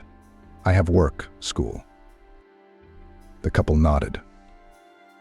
You can continue that for the first few months of your pregnancy, Christopher replied. And then you can take a sabbatical. You don't have to be on maternity leave, so you don't have to miss much. And since you're a part-time student, you might not have to miss anything. And we'll reimburse you for missed work days, of course, Tara added. In fact, all expenses will be on us. Doctor's exams, food, clothing, vitamins, trips to the hospital, and so on. But you'll also receive a substantial financial compensation. You told me you wanted to buy a house near the city to live with your grandmother, Tara interjected. If necessary, my husband and I can help you find the house of your dreams, with full renovations, furnishings, and furniture, and a convenient commute to the city for you and your grandmother. Lillian sighed. She'd been thinking about this for a long time. Her grandmother, though still vigorous, was not as strong and sturdy as she used to be. Lillian herself was not going to stay in the village, and it was unlikely that her veterinarian's salary would allow her to quickly save up for an apartment where she and her grandmother could live. Please think about it, Tara took her hand gently. You're our only hope. It won't be for long. I don't know, Lillian sighed. This is all very sudden. Tara nodded. Suddenly tears welled up in her eyes, but she tried to hold them back. Sorry, I'll step back, she said, and walked out of the dining room. Christopher stood up. We don't want to pressure you, he said. Just think it over at your leisure. In the meantime, my driver will take you back, and please don't tell anyone about our offer. Of course, Lillian replied. She kept her word and did not tell about this conversation neither to Nicholas, with whom they had dinner after work, nor to her grandmother, to whom she went to celebrate New Year's holidays. How are you here without me? She asked Melissa. I'm getting by, she said. Of course it can be difficult, especially in winter. You know, without central heating, water supply, and a warm toilet, it's not very cozy here. Melissa noticed the upset look on her granddaughter's face and immediately corrected herself. But that doesn't mean I'm complaining. I'm still able to take care of myself. Don't worry. You never complain, Lillian sighed, noticing, as did her grandmother. After spending a few days with her grandmother, Lillian finally decided that she would accept the surrogacy offer. How much longer will Grandma be able to support herself? What if she falls while carrying water from the well, breaks a leg or catches a cold and gets sick? And in general, carrying heavy things at her age is not very healthy. I agree, Lillian said as she called Tara. Lillian, really? Yes. Oh, my girl. This is the best present my husband and I could have gotten. When can we see you? The same taciturn driver took her to a familiar house. There, Lillian and the couple discussed the terms of the contract in detail. Most importantly, you must keep it a secret, Christopher said seriously. I absolutely insist that this condition be fulfilled, even if it concerns friends, lovers, and relatives. Lillian nodded. Okay, I won't tell anyone. As we said, we'll cover all expenses, Christopher continued. But you will be required to undergo certain tests, eat a healthy diet, get plenty of rest, and get at least 8 hours of sleep. Like a vacation in a sanatorium? Tara smiled. Only we'll pay you for it. Sounds great, Lillian smiled. You'll also have a personal assistant, Christopher said. His name is Henry, Christopher said. He will drive you to the hospital, help you with shopping, and so on. Is that necessary? Lillian asked. "You can call on Henry as needed," said Tara. "You may not need it very often in the first few months.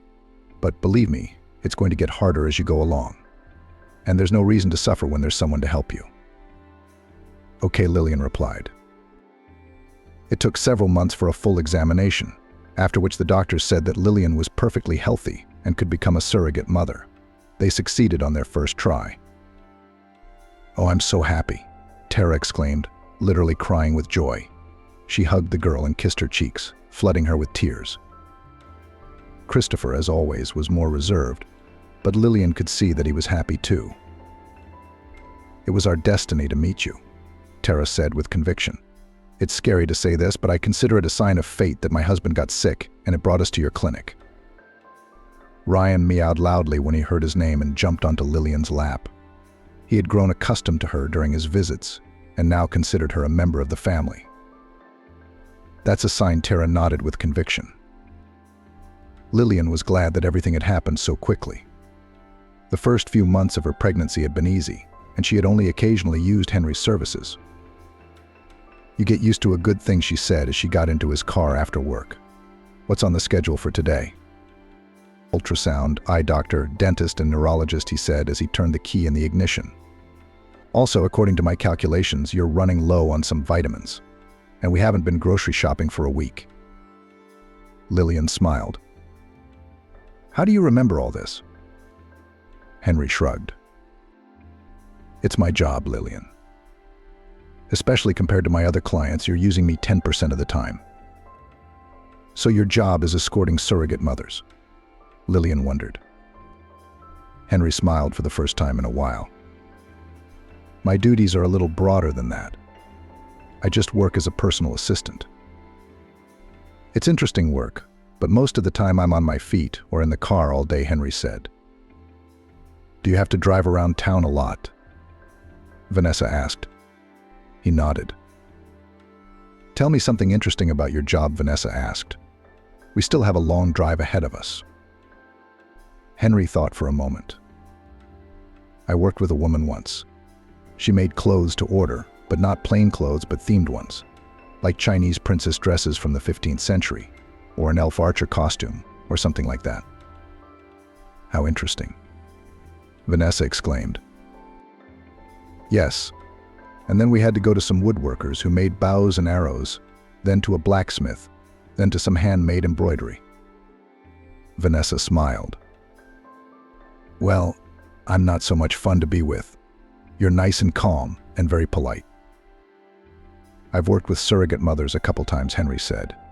"Believe me, they made the most of that time. They'd call me at all hours of the day and night for anything."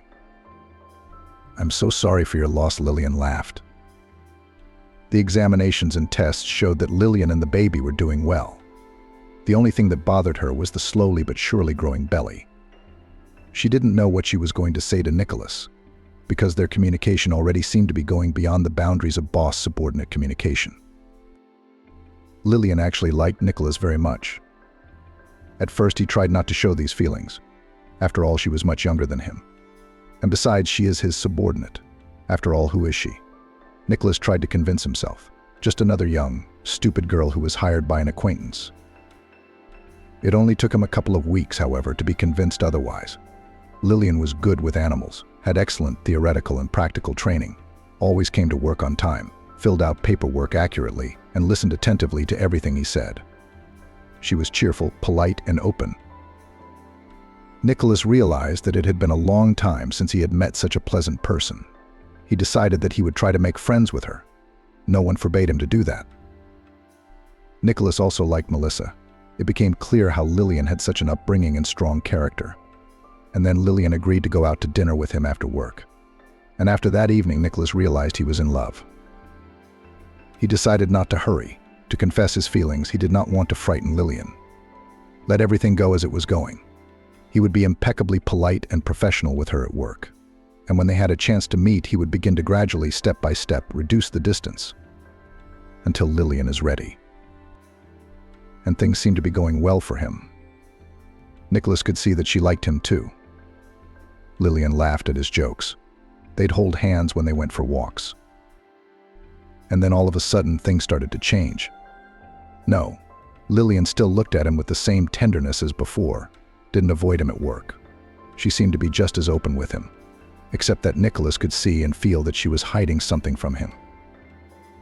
Lillian had some business of her own that she didn't tell him anything about. A couple of times he noticed her being picked up from work by some young guy in the same car. Nicholas knew for a fact that Lillian had no brothers or friends here, so he was tormented with jealousy. I realize she doesn't owe me anything, he thought. I haven't even confessed my feelings to her, but I think it's clear enough. And if she has someone else, why won't she tell me? A couple of times he even tried to strike up a conversation with Lillian, asking if she had someone. Lillian only laughed. Not at all, Nicholas, she said.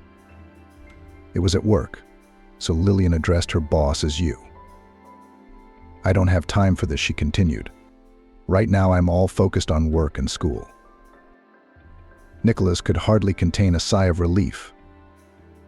Besides, Lillian added suddenly, I don't want to meet anyone.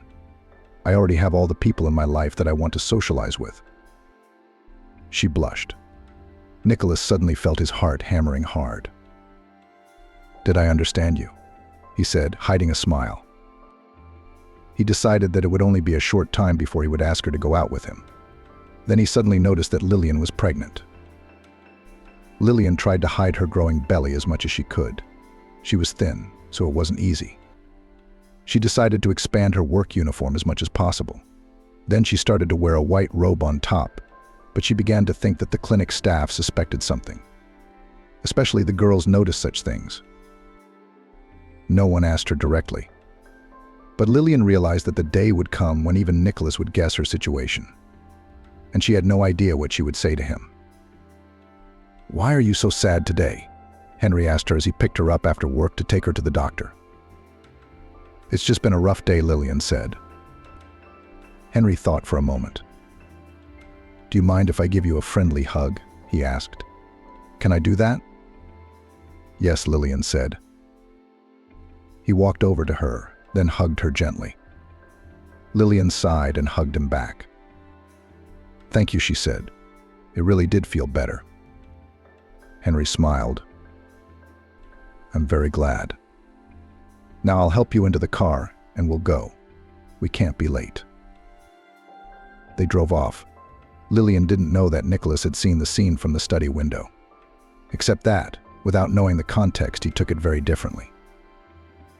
Lillian, we need to talk, he said the next day. The girl looked up at him in surprise, and she noticed that all day long the chief was not himself. But she decided that if he wanted to, he would tell her everything himself. I'm listening, Lillian replied. Nicholas walked around the office. Have you noticed that I like you? He suddenly asked. Lillian blushed. But I had that assumption, she admitted honestly. The doctor grinned. The assumption was kind of obvious.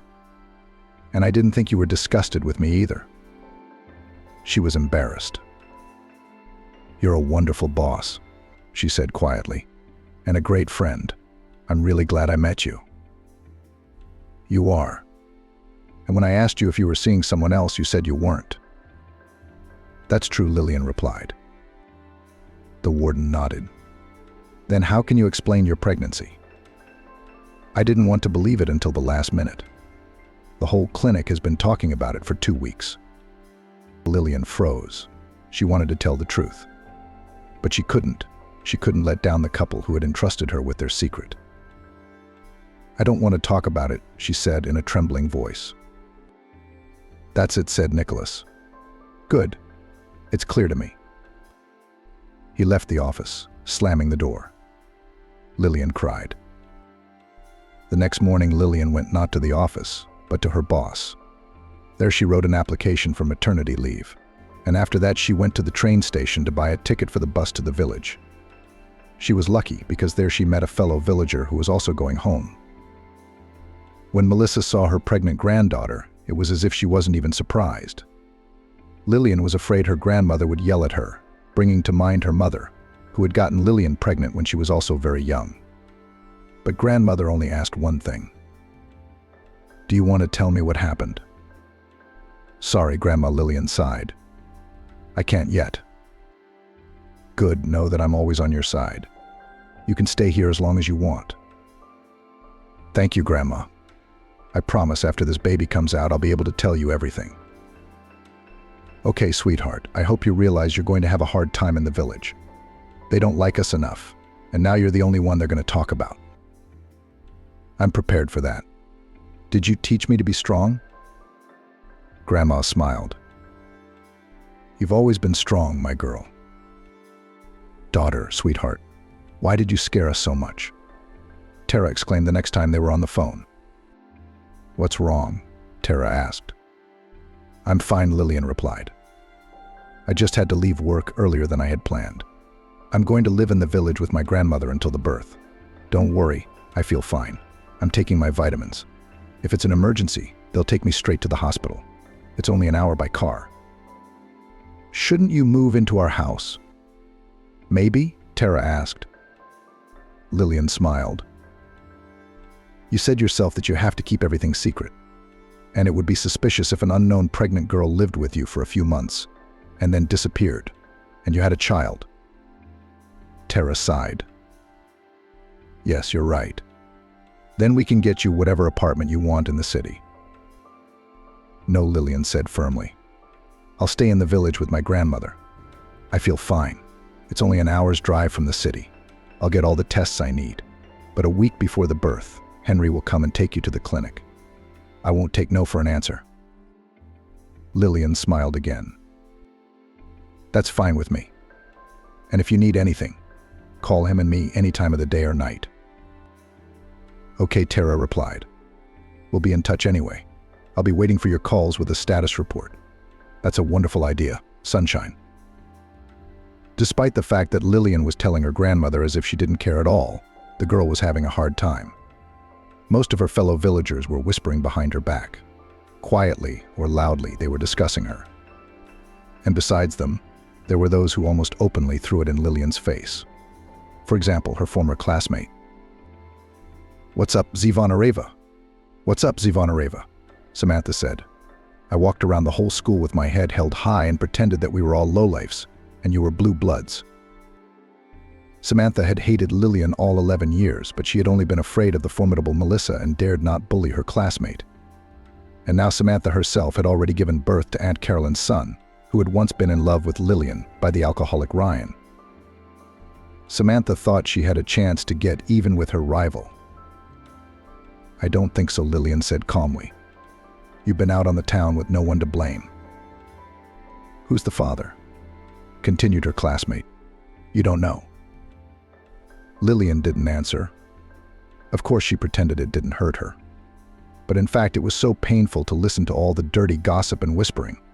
It's only a little longer, she told herself every day. She was also very upset that Nicholas had never called her. She berated herself so much for not talking to him. She should have broken the pact and told him everything or left before her belly became visible. And she should have confessed her feelings, told him she understood, that she'd noticed how much he liked her and that she liked him just as much. Except now it was too late. She'd betrayed his trust. Nicholas won't forgive that. Okay, Lillian said to herself, I have to think about Grandma, and also about school, and also about the promise I made to Tara and Christopher. The delivery date was getting closer. My stomach was getting heavier and lower, and my legs were already swelling badly. By the end of the day, my back was aching and I had to pee constantly. Henry's coming to pick you up the day after tomorrow morning, Abigail said during another of her almost daily calls. I'll remember, the girl replied. I've already packed a bag. Good for you. And let's dress warmly. The weather forecast promises a blizzard in the coming days. Good, Tara. How are you feeling? I'm fine, by the way. Lillian lied. I can't believe it's so soon. I feel lighter than I did in the middle of my pregnancy. Let's hope it goes that way. It will be our best New Year's present ever. Lillian smiled. Yes, if everything goes well, you will already be welcoming the new year with your daughter. She heard Tara sigh. Oh, we're so excited, you can't imagine, Tara said. We've already got everything ready in the nursery. Yeah. Lillian spent the next 40 minutes stroking her belly as she listened to Tara and Christopher talk excitedly about setting up the room for their future daughter. "Okay, honey, I'm rambling," suddenly exclaimed the woman. "You should get some rest." "Have a good day and you have a good day," Lillian replied and passed out. She came out of her room and saw Melissa dressing as if she was going out. Lillian shivered at the icy draft and looked out the window. There she could already see the wind beginning to ruffle the branches of the trees. "Grandmother, where are you going?" Lillian asked. Melissa nodded and began to tighten her coat. "Yes, a neighboring farm has asked to see a breeding stallion." "And you're going out in this weather?" Grandma waved her hand away. "They'll take me there by car. Besides, they're supposed to have some fancy doctor from the city." "That's great. In that case, why do you have to go? Or are you having a concilium?" "They can't reach him. They can't get him on the phone. Maybe he can't even make it because of the snowstorm.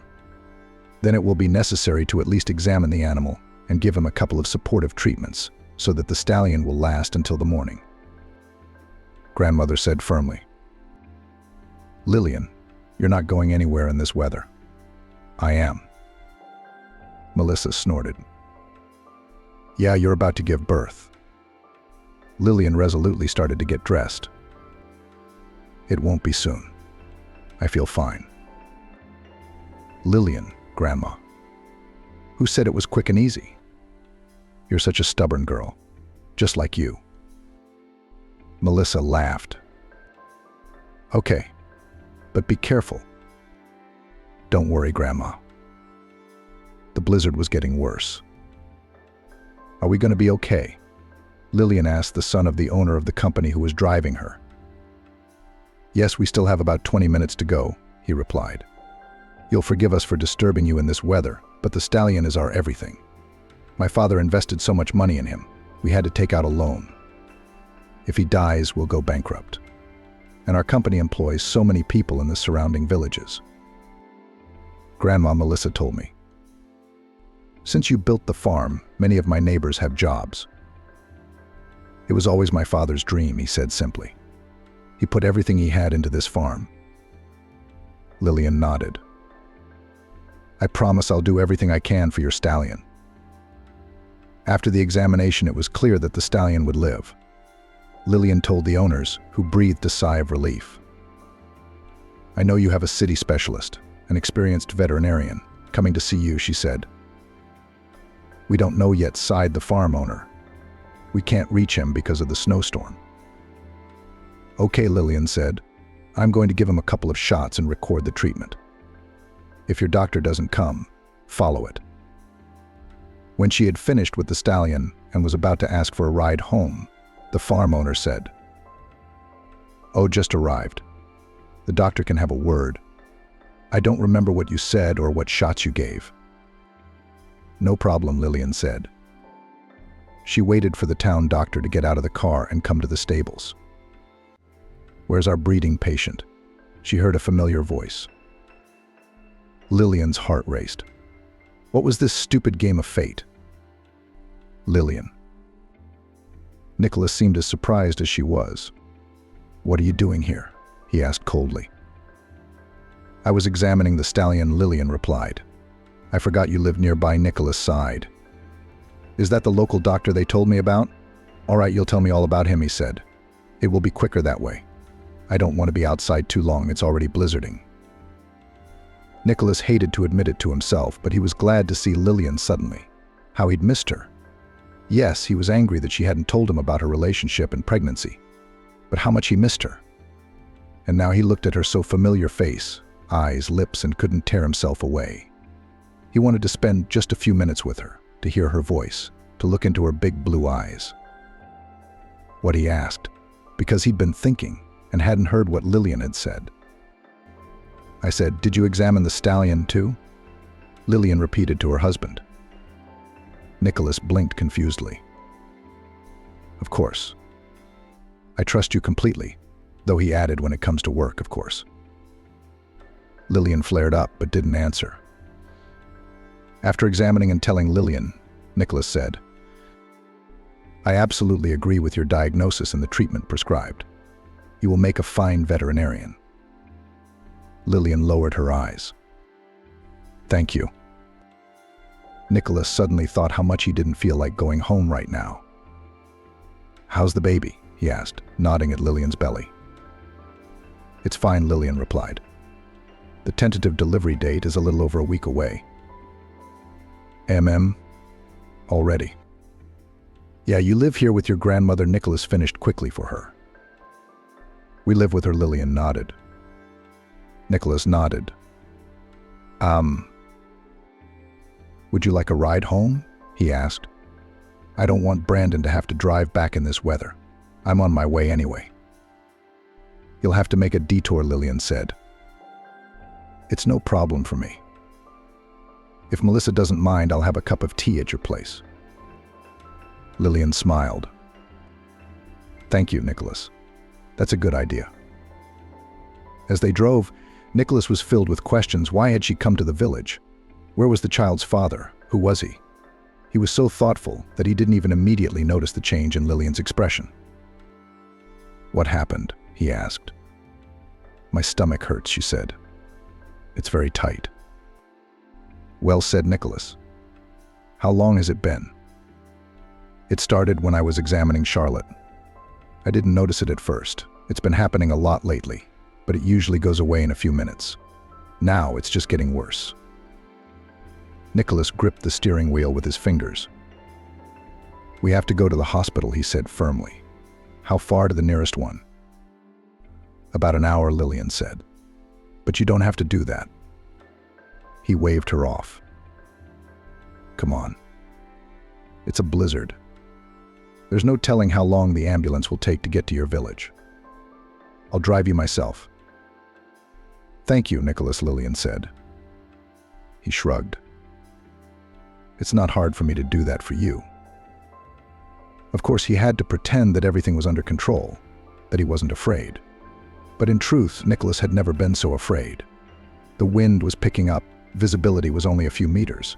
He wanted to go faster, but he was afraid. How do you feel?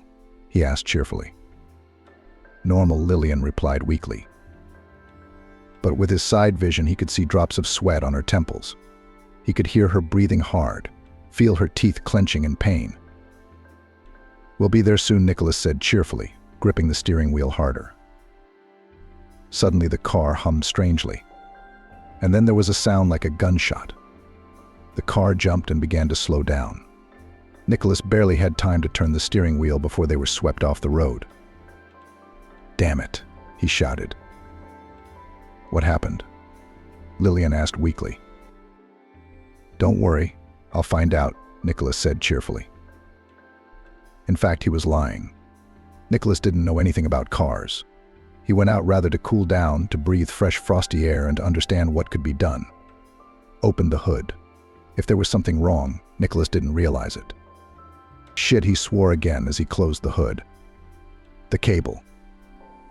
It's cold. Gotta get back in the car. Gotta calm Lillian down. Gotta figure out what to do about this situation. Well, how's it going without me? He asked cheerfully as he came back in and closed the door tightly. Normal, Lillian replied. What's wrong with the car? I don't know, honestly said Nicholas. But that's okay, I'll take care of it. He saw the look in her eyes, so helpless, so frightened and hopeful. I'll figure it out, Nicholas said firmly. Don't worry. He unfolded the back seat and helped Lillian into it. Get comfortable, he said. Are you going to deliver the baby in the car? She asked fearfully. I hope I don't have to, Nicholas said honestly. But if anything, I can do it. I'm a doctor. Lillian smiled weakly. Veterinarian doctor, she corrected. People are animals too, Nicholas parried. Lillian laughed, but immediately cried out in pain. I'll try to call, Nicholas said. There was no connection in the car. He jumped outside, where the wind was literally knocking him off his feet. 10 minutes later, when his fingers were freezing, he finally got a connection. The ambulance promised to come as fast as it could, weather permitting. Nothing. "We'll hold out, you just get us out of here," Nicholas said. He was told that everything possible would be done. "How's that?" he asked Lillian when he got back. It was getting noticeably cooler in the car. Nicholas took off his jacket and threw it over Lillian. "I'm hanging in there," the girl replied. "Except that the pains have become more intense. I think it's real." "And what?" "They're on their way to pick us up," Nicholas replied. Lillian nodded, then pressed her white lips together and suddenly asked, "Don't leave me, please. I'm so scared." "I won't, I promise." The minutes, or maybe hours, of the ambulance ride seemed like an eternity to Nicholas. When he could see the flashing lights through the blizzard, he felt a great sense of relief. All the way to the hospital, Lillian didn't let go of his hand. "It's going to be all right," he repeated and put a smile on his face. "You're a good girl. We got through it all." He was even allowed to be present during the birth. Of course, the doctors thought he was the father. He didn't explain anything, he didn't have time for that. After everything was over, Nicholas went out into the hallway. He was shaking with fatigue. Lillian had just fallen asleep. Her daughter was being carried in for a checkup. Melissa was already standing in the hallway. "How's my granddaughter?" she asked. Nicholas nodded. "She's fine. So is your great-granddaughter." Melissa raised her eyebrows. "Great-granddaughter? She didn't tell you anything?" Just 2 days before, Lillian had broken the terms of her contract and told her grandmother everything. She decided it would be too cruel if she went to the maternity ward and came back without the baby. Melissa took the news, like everyone else, calmly. "You're doing a good thing for good people," she replied. "Of course, I would have taken your baby and raised it the way I raised you," Melissa said. "But it's a good thing you didn't. You're very young. You have to study and work." The grandmother was sure that her granddaughter had told the young doctor everything. She realized that Nicholas was not just a boss and mentor for Lillian. But if her granddaughter decided not to tell him about her secret, who was she to interfere? Lillian will tell her when she's ready. "Thank you for doing all this for her," Melissa said. "I was just in the right place at the right time." "Anyone would have done that," Nicholas replied. "But you were the one who was there for her. I'm going downstairs for coffee." When Nicholas came down the stairs, he saw a familiar man in the hall. He was asking the receptionist about something. It took the doctor a few minutes to remember where he'd seen him. Sure enough, this was the guy who had picked Lillian up from the clinic that evening. She was still leaving with him. "Well, now that the kid's father is here, I'm definitely not needed anymore," Nicholas thought grimly. "I don't know what she had with him, but it's certainly none of my business anymore." He walked out of the hospital. When Lillian came to, the first person she saw was her grandmother.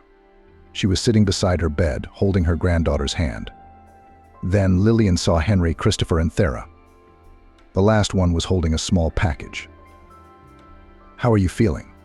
Melissa asked softly. "Normal," Lillian replied. "How's the baby? Is she okay?" Tara looked up at her, her eyes full of gratitude and tears. "We've decided to name her Hillary," Christopher said.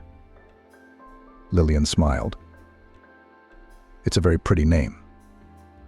"Thank you," Tara said. Lillian suddenly realized that she couldn't see Nicholas. "If it weren't for Nicholas, Hillary and I wouldn't be here," she said. "Where is he, by the way?" Melissa sighed. "I saw him. I think Nicholas left." "You didn't tell him anything?" "No," Lillian replied. "I figured you'd tell him yourself, or even pressed your lips together," Melissa said. "We'll be here with you until the day after tomorrow," Tara said. "And then we'll take you home and help you pack your things." "Things?" Lillian asked in surprise. Tara raised her eyebrows. "Sweetie, you don't seem to have fully come to your senses yet," she sighed. "Remember the terms of the contract. You gave birth. We bought you and Melissa a house in the Phoenix City limits." "I remember," Lillian replied. "I just didn't think it would happen so fast." "What's the holdup?" Christopher said. "Henry had the house ready. It should be ready to live in for Christmas." It's all decorated. He'd put up the tree, put up the lights, even bought the food for the holiday table. Henry Lillian smiled. "You're wonderful." The boy waved his hands. "I wanted to make you happy in honor of such an event. Thank you." When two large, expensive black cars drove into town, the news spread faster than the cars could reach the house where Lillian and Melissa lived. The neighbors quickly discerned that several other people had gotten out of the cars besides the occupants of the house themselves. A young guy, obviously the child's father, an older man and woman, probably his parents, and a big man in black, either a security guard or a driver. "So what's so important our Lillian got knocked up?" the neighbors chattered. "A deputy, I think. Or an oligarch. Probably an oil and gas trader," others speculated. "Oh, Lillian's a lucky girl. I can see why she's having babies with our guys." "They're carrying their stuff around?" There wasn't much stuff. Besides clothes and shoes, Lillian had packed all her books and her grandmother's veterinary books. "Give it up. It's all old stuff," Melissa said. "It's been 100 years since the information has been out of date." Her granddaughter shook her head stubbornly. "You taught me from them?" "It's a memory." Grandma sighed. "As always, you can't be argued with." Melissa herself, in addition to her personal belongings, took some of the dishes and framed photographs that had hung on the walls for years. "If you say you have everything you need to live," she said, referring to the old beds, armchairs, table and chairs, "I'll leave this junk here. If you want," Christopher put in, "we can find movers, rent a car, and they can move every last nail." Melissa waved her hand. "Don't give me that. She's sick of it. I haven't lived here as much as I've been hiding from myself for 20 years. Christopher nodded thoughtfully. "I understand. And it's good that you decided to get out. I know how to see strong people. Both you and your granddaughter are strong. That's why you shouldn't sit here alone. And Lillian has no business being here. That's for sure. She's going to make a great doctor." The new house in Miami was even nicer than Lillian had imagined. It was in a new part of town. It was about 20 minutes from the center of the city. It was just as new and beautiful. How much is it worth? Lillian thought with quiet horror. But she didn't share her thoughts with her grandmother. The house had 2 bedrooms, a living room, a kitchen, a bath, a toilet, and 2 offices. "We thought you both liked to work," Tara said. "And you need your own space." "Yeah, I'm a hard worker," Melissa smiled. "You're going to write your memoirs," her granddaughter said. "It's about time." Henry had done his best. Even the yard was festooned with garlands, colored lights winking and hanging in long, thin ribbons along the terrace. "How much did all this cost?" Lillian gasped. "You haven't seen the inside yet," Henry smiled slyly. As soon as Lillian and Melissa stepped through the door, they both felt as if they had returned to their real home after a long absence. "Everything is just as it should be," Lillian said. A blazing fireplace, soft armchairs, the lights dimmed a little. There was a tall Christmas tree in the living room, which made Lillian feel childishly excited. "It's so nice," she said. "It's wonderful here," Melissa said. "I'm glad you like it," Henry said simply. Tara came over. She was trying to keep her voice down because little Hillary had just fallen asleep in her arms. "The men will bring your things in, and we'll leave you to it," she said. "Come and rest." "Thank you, Tara, and thank you," Christopher, Lillian said warmly.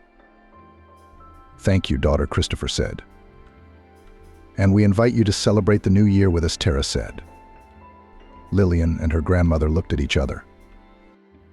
"We accept the invitation," Melissa replied.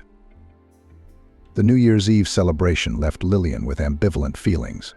She stood at the window, watching the fireworks, and couldn't believe that her life had changed so drastically in just 1 year. Of course, she didn't regret her decision. There was nothing more beautiful than watching a happy Tara and Christopher standing over the crib with little Hillary. And Lillian was even somewhat proud that she was the one who could give them that happiness. And she and her grandmother now live in a beautifully landscaped house. And Lillian knows that Melissa will no longer have to live alone, carrying firewood, fetching water from the well, heating the stove. Now Lillian can be near her beloved grandmother every day. They are together again. They are again a support for each other. Only she'll never see Nicholas again. Of course, the New Year's holidays will pass, and she can return to her studies. But it's unlikely she'll dare to go back to her old job, which means she won't see him again. She wouldn't hear him laughing when Lillian told her about an incident from her village practice, and she wouldn't see Nicholas carefully and professionally examining another cat or dog. She suddenly remembers how he drove her to the hospital through a snowstorm, how he calmed her down and tried to joke when the car broke down, how he held her hand in the ambulance, and then during labor. If she had only known then, as she fell asleep, that she was seeing him for the last time, she would never have fallen asleep. "What are you crying about, sweetheart?" Lillian did not even notice how Tara silently approached her. The woman hugged her affectionately with her small white hand. "It's all right," Lillian said. "Just remembering a good man I'll never see again." She wiped her tears with the sleeve of her dress. Tara frowned. "He's alive, isn't he? So you can still see him?" Lillian shook her head. "I'm very guilty before him, and I know he'll never forgive me or want to see me." Tara put her arms around the girl and pulled her close to her. Her pensive gaze was fixed somewhere in the distance, but she asked Lillian nothing more. "3" Melissa asked confidently. She looked at her granddaughter sternly. Lillian sighed. "Yes, Grandma, I won't be able to work there. I'll pick up my paperwork today. I know the clinic your student runs is the best in the city, but there are a lot of other good ones. I'm sure they'll take me somewhere else." "Of course," Melissa replied. "But you know that's not what I mean. You need to talk to your Nicholas." Lillian blushed. "He's not mine." She cut her off and ran to her grandmother's house. She kissed Melissa and ran out the door. Stubborn Grandma sighed but smiled. Lillian really didn't want to go into the office where she had worked under Nicholas for so many months, but there were some of her personal belongings left there that needed to be picked up. She arrived early, before the workday started, hoping to get everything in before the doctor and his new assistant came in to start the appointment. The plan had almost succeeded. Lillian had already put away everything she wanted when the door opened and a familiar male voice sounded. "Lillian." She turned around, blushing. "Hello. Sorry, I wanted to get some of my stuff. I didn't realize you'd be here so early." Nicholas frowned. "Where are you going?" "Where are you going?" Lillian took a deep breath. "I'm quitting." "Why?" She averted her eyes, unable to bear the direct, piercing stare of his brown eyes. "I don't think we should work together," Lillian said. Nicholas raised an eyebrow mockingly. "Why have I offended you in any way? I remember the last time we met, you didn't want to let go of my hand and asked me not to leave. What's changed?" Lillian got angry. "You know very well what has changed. And you've made it very clear to me. Besides, if it weren't for the circumstances, it's unlikely you'd be willingly holding my hand."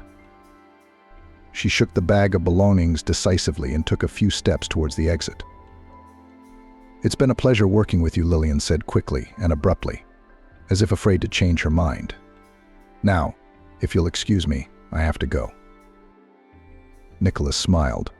He stood up, blocking the way. Then suddenly he took her hand gently, looked into her eyes and said, "I know everything." Lillian thought she had misheard. "Know what? All about surrogacy? But how?" He smiled. "I got a call from an old client yesterday. I thought something had happened to her cat again. But the cat's fine." Lillian gasped. "So Tara told you everything herself?" Nicholas nodded. "She said she saw you crying on New Year's Eve and began to guess something. And then, with your grandmother's help, she confirmed her guesses. I hope they're both right.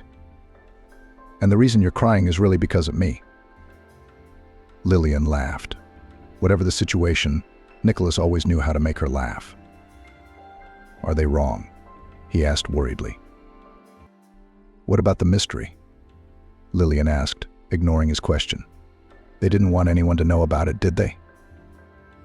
Thera said that she and her husband were so happy that they didn't care now, even if the whole world finds out that it was you who carried their child. Lillian smiled.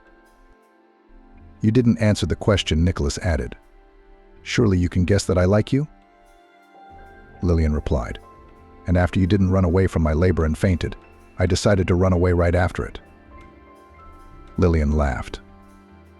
So now it's okay for me not to quit? She asked. Nicholas nodded. What's more, I hope that you will work with me in this clinic for many more years, first as an assistant and then as a colleague. I hope so too, Lillian said. But haven't you found a new assistant? The doctor shook his head negatively. I was waiting for you to come back. That was stupid, Lillian sighed. And it would have been nice, Nicholas continued, ignoring her remark, if you'd started seeing me. Unless, of course, you're really in love with that guy who picked you up after work. Lillian laughed. Now I see what upset you back then. No, I'm not in love with Henry. She rose on tiptoe and kissed Nicholas on the lips. He gently wrapped his arms around her, pulled her close, and kissed her back.